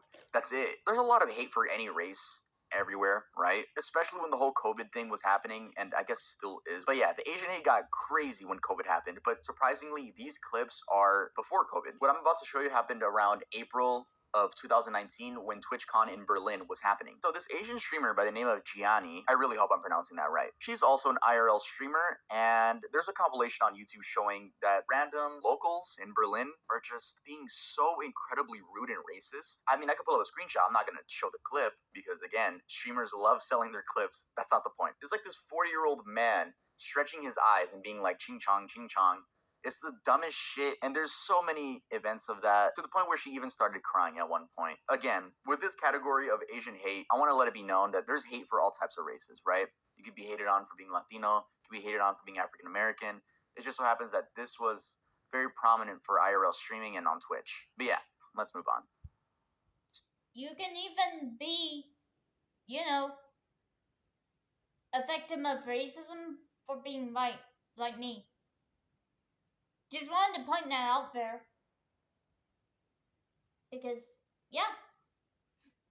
Whatever. Security breach. No, not the Five Nights at Freddy's game. So 6 months ago, on October 6th, Twitch was hacked and a torrent file containing around 125 gigabytes worth of leaks appeared on 4chan. And that included source code, streamer earnings, encrypted passwords, and more. We bring to you today an extremely poggers leak. Twitch is an American video live streaming service that focuses on video game live streaming, including broadcasts of esports competitions operated by Twitch Interactive, a subsidiary of Amazon.com. Their community is also a disgusting, toxic cesspool. So to foster more disruption and competition in the online video game streaming space, we have completely pwned them. And in part 1 are releasing the source code of almost 6,000 internal Git repositories, including entirety of Twitch.tv with commit history going back to its early beginnings, mobile, desktop, and video game console Twitch clients, creator payouts from 2019 until now. Find out how much your favorite streamer is really making. And then they link, the torrent file. Jeff Bezos paid $970 million for this, and we're giving it away for free. Hashtag do better Twitch. Though a bunch of stuff got leaked, people mainly focused on how much their favorite streamers were making. I mean,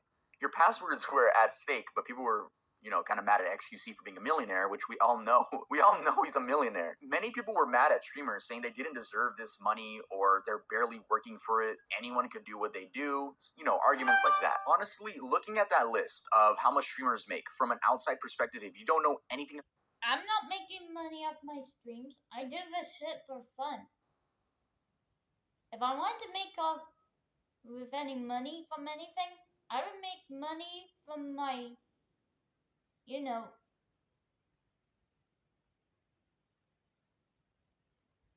I'm not sure what to make money off of.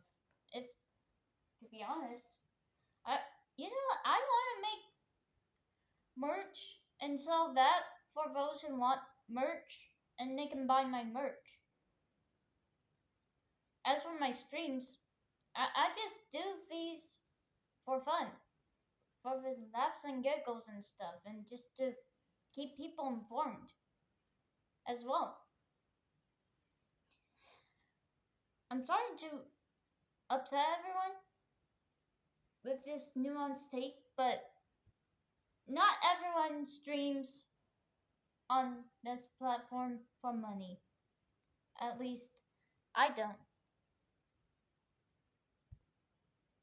about the internet, I could see how you're like, how the fuck is this happening?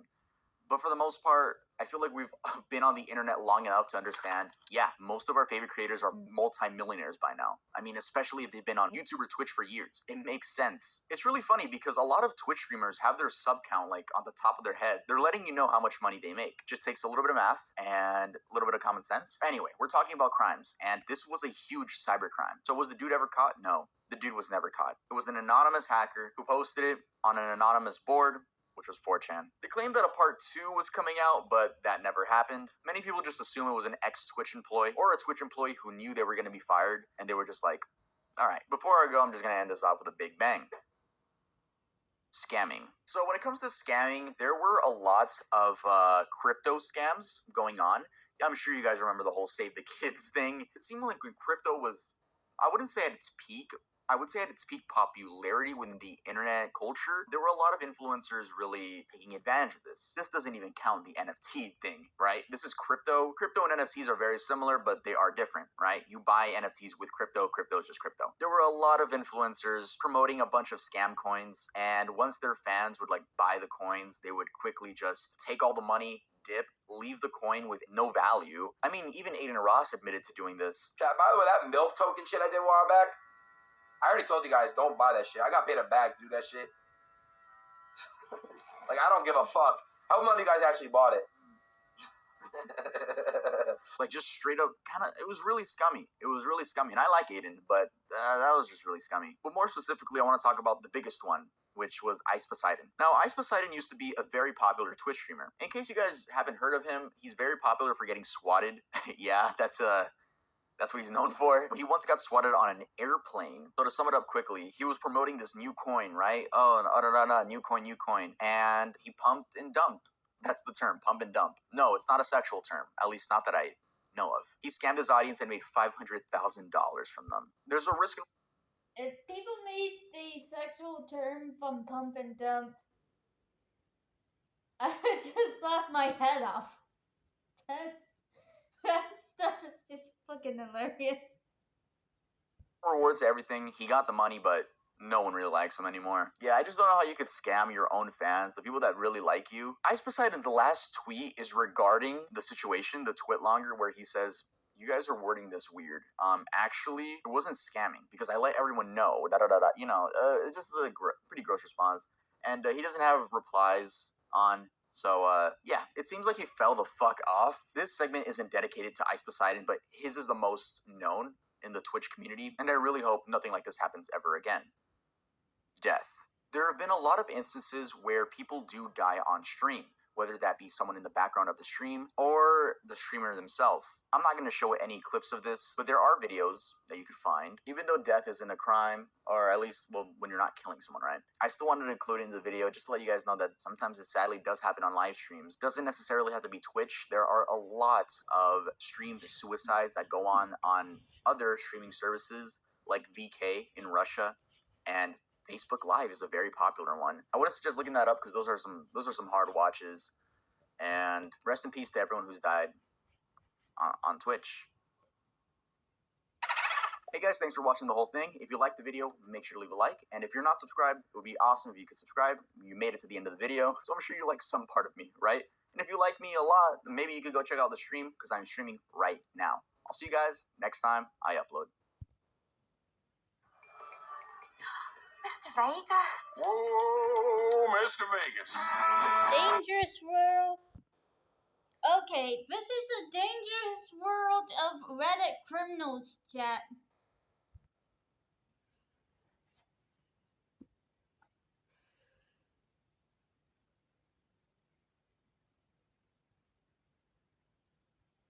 As it says, this video is for educational purposes only. It fits within YouTube's monetization rules of under-shocking content, as it shows light or moderately shocking content which is censored or shown in context for educational, documentary, or other purposes.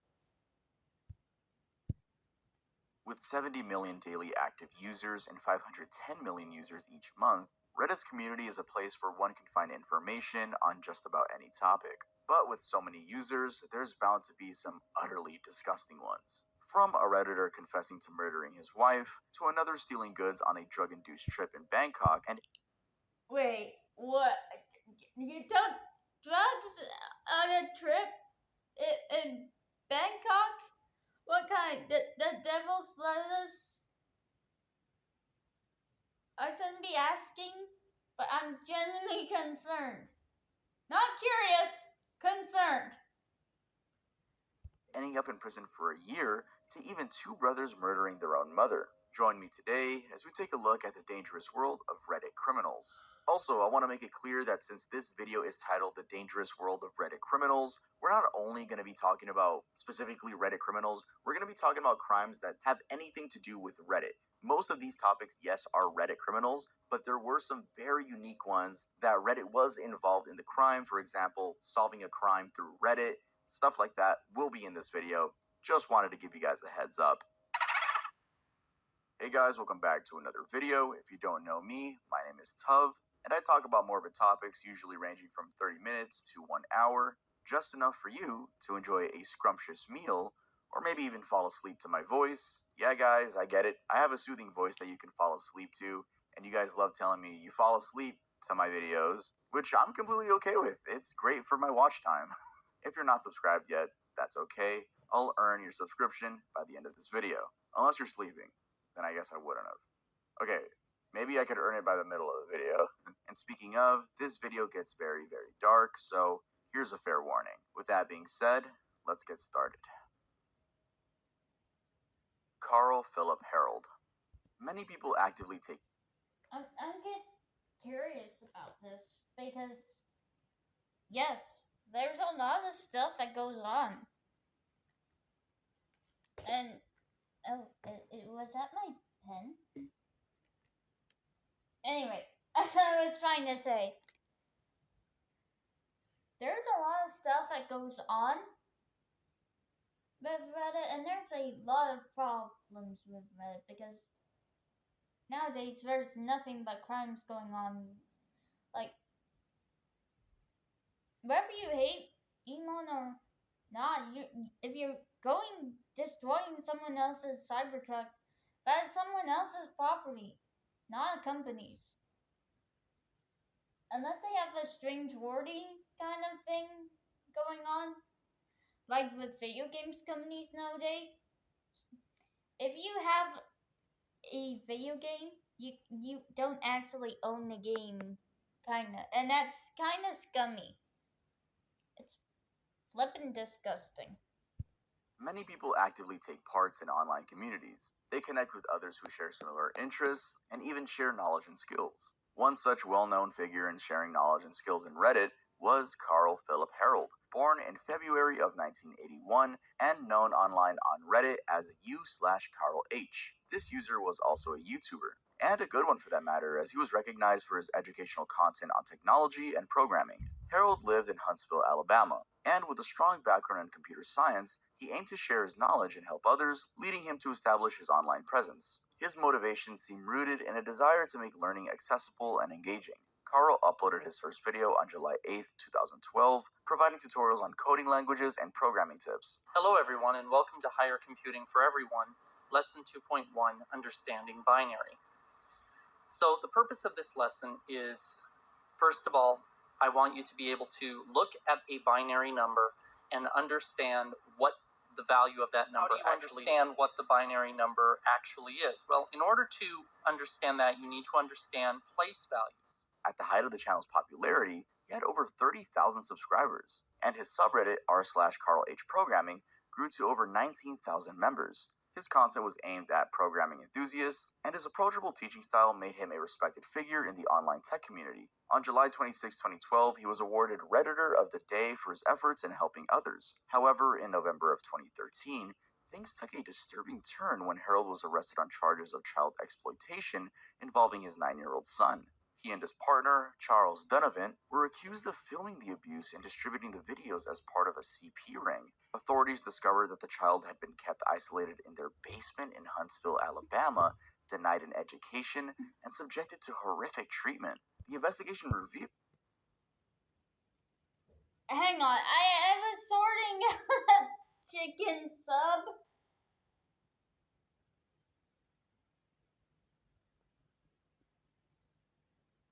Go back a bit. Was also a YouTuber, and a good one for that matter, as he was recognized for his educational content on technology and programming. Harold lived in Huntsville, Alabama, and with a strong background in computer science, he aimed to share his knowledge and help others, leading him to establish his online presence. His motivations seem rooted in... I'm sorry, I had to make a Forrest Gump reference there. A desire to make learning accessible and engaging. Carl uploaded his first video on July 8, 2012, providing tutorials on coding languages and programming tips. Hello everyone and welcome to Higher Computing for Everyone, Lesson 2.1, Understanding Binary. So the purpose of this lesson is, first of all, I want you to be able to look at a binary number and understand what the value of that number actually understand what the binary number actually is. Well, in order to understand that, you need to understand place values. At the height of the channel's popularity, he had over 30,000 subscribers, and his subreddit r/CarlHProgramming grew to over 19,000 members. His content was aimed at programming enthusiasts, and his approachable teaching style made him a respected figure in the online tech community. On July 26, 2012, he was awarded Redditor of the Day for his efforts in helping others. However, in November of 2013, things took a disturbing turn when Harold was arrested on charges of child exploitation involving his 9-year-old son. He and his partner, Charles Donovan, were accused of filming the abuse and distributing the videos as part of a CP ring. Authorities discovered that the child had been kept isolated in their basement in Huntsville, Alabama, denied an education, and subjected to horrific treatment. The investigation revealed... That is... No! No! Why would you do that to your own kid? That is gross. That is fucking disgusting. That is no! That he had been transported across state lines for further exploitation. Reports also indicated that Harold was implicated in a broader investigation into a network producing and distributing CP. The evidence against him was described as overwhelming, including videos and images depicting the sexual exploitation of minors. Prosecutors stated that he and Donovan held his son captive for months, during which they inflicted severe harm and filmed the acts. Harold faced multiple charges, including sodomy, exploitation, aggravated abuse, and CP production. He was indicted on 18 counts, including conspiracy to commit sodomy and exploitation of a child under 12. Donovan was convicted and sentenced to a total of 56 years in prison. As the legal proceedings unfolded, the community grappled with the implications of Harold's actions. The case drew significant media attention, highlighting the urgent need for awareness and protection of child exploitation. Then, in a weird twist, in November of 2014, while being transported by U.S. Marshals to face federal charges, Harold was found dead in a Clay County jail from an apparent... Fancy a spin? No, check out these incredible slots. Die to red. Marshals to face federal charges, Harold was found dead in a Clay County jail from an apparent... His attorney expressed shock, noting that Harold had seemed to have been in good spirits during their last meeting. Madison County Assistant District Attorney Jason Scully Clemens also expressed sadness, wishing Harold had faced justice instead of taking his own life. In the aftermath of his arrest, his online presence was quickly erased. His subreddit remains restricted, with low activity. Many of his followers were left in disbelief, struggling to reconcile the helpful persona he portrayed with the disturbing reality revealed by the investigation. Another thing I have to mention is that, probably in classic internet fashion, in 2017, a Reddit account claiming to be Carl posted again, stating, "Hi, it's me from heaven," and alleging that he had faked his death and was living in Russia. However, this was later debunked, and it was found out that that Reddit account had just been hacked. The posts were subsequently deleted, and the account was banned. And almost all of Harold's videos have, over time, received a large number of dislikes, reflecting the community's reaction to the shocking revelations about his horrific actions. Reddit user may have revealed a key clue in the 1985 West Side Park murders. You need to contact the FBI right now. That was the overwhelming response from Reddit users in early 2023 after a now deleted post on r/confessions began to gain traction. The post titled, I know the person who possibly committed an unsolved double murder. It quickly spread across the platform, not because it was dramatic, but because it felt disturbingly real. In it, the user described in chilling detail a decades-old murder in a small-town park, a dying war veteran. Okay, I need to check my chicken sub because I need to sort that out very quickly before we continue. So I paused it. So I'll get back to sorting my chicken sandwich thingy, and yeah, then we'll talk about this. Chicken sandwich thingy. Here we go.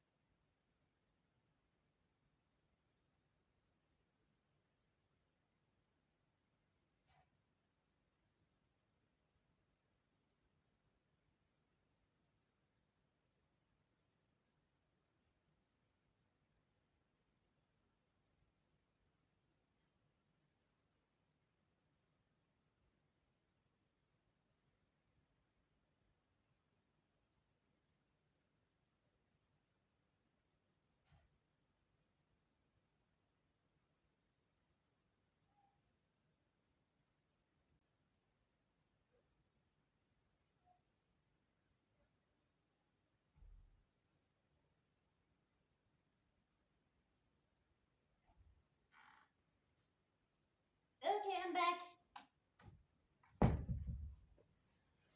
And again, it did the thing. It did the thing. I check. Anyway. It did the thing again. Anyway. Old murder in a small-town park. My neighbor's of 2 years is a retired Delta Force officer. He has been through some shit in terms of war and its ramifications as far as PTS and paranoia goes. He can barely walk, and I work at a grocery store down the street from mine and his apartment. I do load jobs for him and get beer and cigarettes, stuff like that. A dying war veteran, and a secret that may have been buried since 1985. The Reddit user claimed to be a grocery store worker who had befriended his neighbor, a frail, cancer-stricken man who used to be a Delta Force officer. The two had a casual arrangement. The Reddit poster would pick up cigarettes and beer, run errands, and in return, the neighbor would share stories from his past. Most were stories about military service, trauma, and life after war. But then one day, the conversation took a turn. The man began telling a story from his teenage years. He described being adopted into a wealthy family in a small industrial town, living with a foster brother and getting caught up in drugs and drinking like most people around him.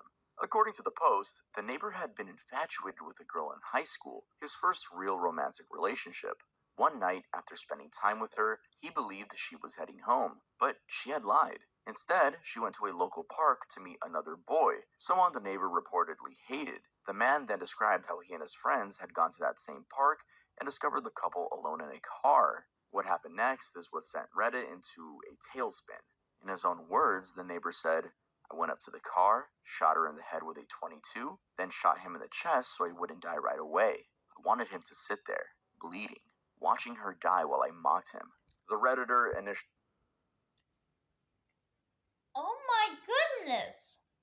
assumed it was some sort of sick joke or a fantasy the man made up until the man showed him items, physical evidence he claimed that had been taken from the victim's car. That detail alone sparked comparisons to a real case, the 1985 Westside Park murders in Muncie, Indiana. On September 28, 1985, two teenagers, 15-year-old Kimberly Dowell and 16-year-old Ethan Dixon, were found shot to death in Ethan's car, parked at Westside Park. Kimberly had been shot in the head, Ethan in the chest. The scene suggested a targeted attack, but despite a long investigation and media attention, the case went cold. Over the years, the murders became local lore, something residents of Muncie remembered but rarely discussed. That was until this post surfaced. What drew even more attention was that, according to the Reddit user, the neighbor showed him personal belongings he claimed to have taken from the car, items that, according to multiple true crime documentaries and articles, had never been recovered. The Redditor, growing increasingly suspicious, went down a rabbit hole, watching documentaries and reading reports about the case. To his shock, everything down to a T lined up. Despite the eerie accuracy, the Redditor wasn't sure how to act. He emphasized that the neighbor had always been good to him, helping him out financially and emotionally. He also said the man was dying of 3 types of cancer and seemed to have nothing left to lose. But still, there were questions. Why confess to a random neighbor after all this time? And was it really a confession, or just an elaborate story created by someone who's obsessed with true crime? Some Reddit users urged the original poster to go to the police, but the post was deleted soon after it gained traction. However, an archived version remains accessible online. As of now, there's been no confirmation from authorities that any new investigation has begun. The Muncie Police Department hasn't made any public statements related to the post, and no arrests have been made. Perfect Draft. Pub quality beer at home. Shop now on perfectdraft.com. With holiday rentals and hotels, Booking.com has something for everyone. And no arrests have been made. April Bever. This is one of those stories that... Holy cow, dude. I want to believe that the story is fake, but there is a possibility that some people have done things in their past that they tend to regret.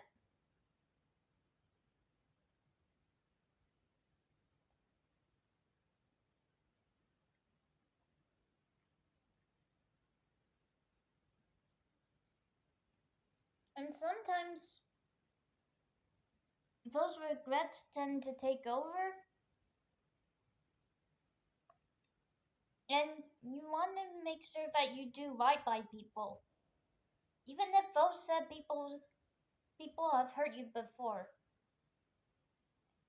I don't know. That's so horrifying, it doesn't even sound real. But it is. And it all happened in a quiet neighborhood in Broken Arrow, Oklahoma. The mom at the center of it.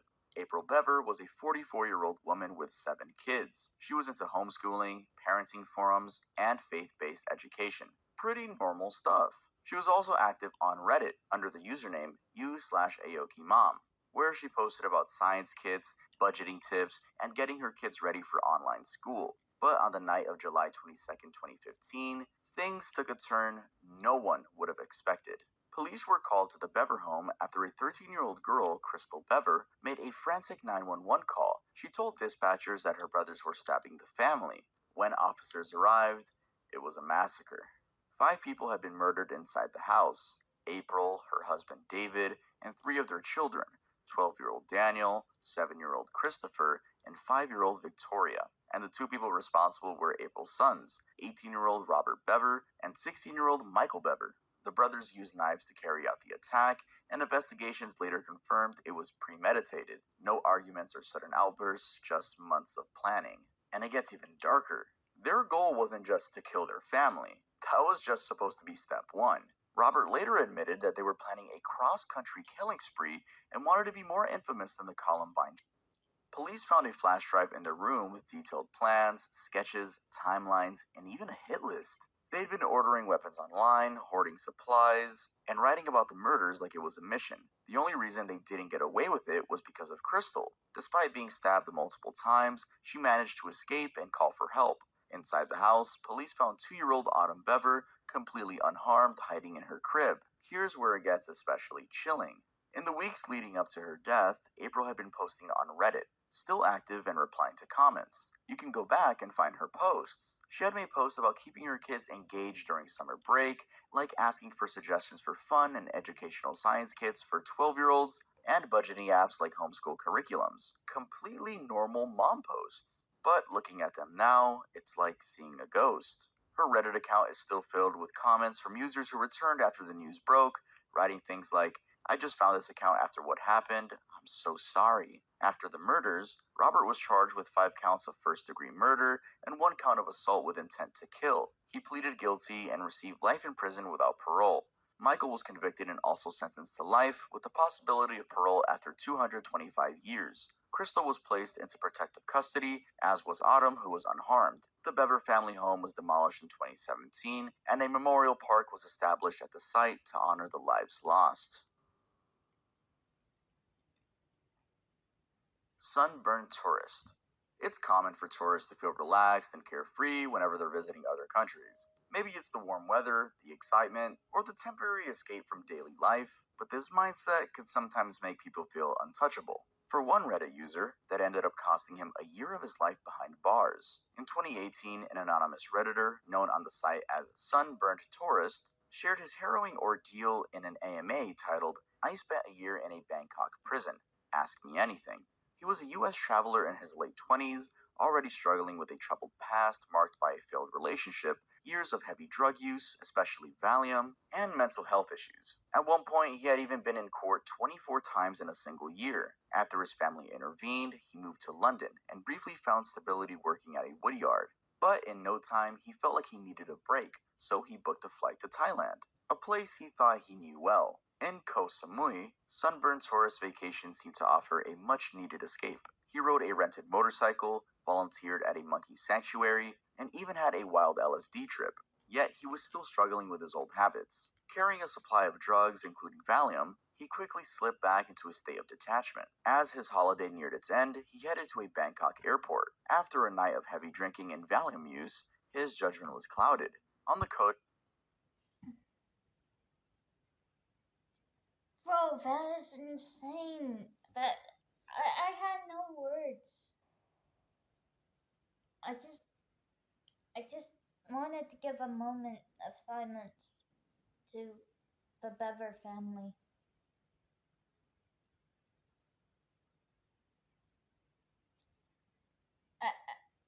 I think now I'm just gonna end this stream, cause yeah. Anyways, thank you guys so much for watching the stream, and I'll see you guys in the next stream. Love you. Bye.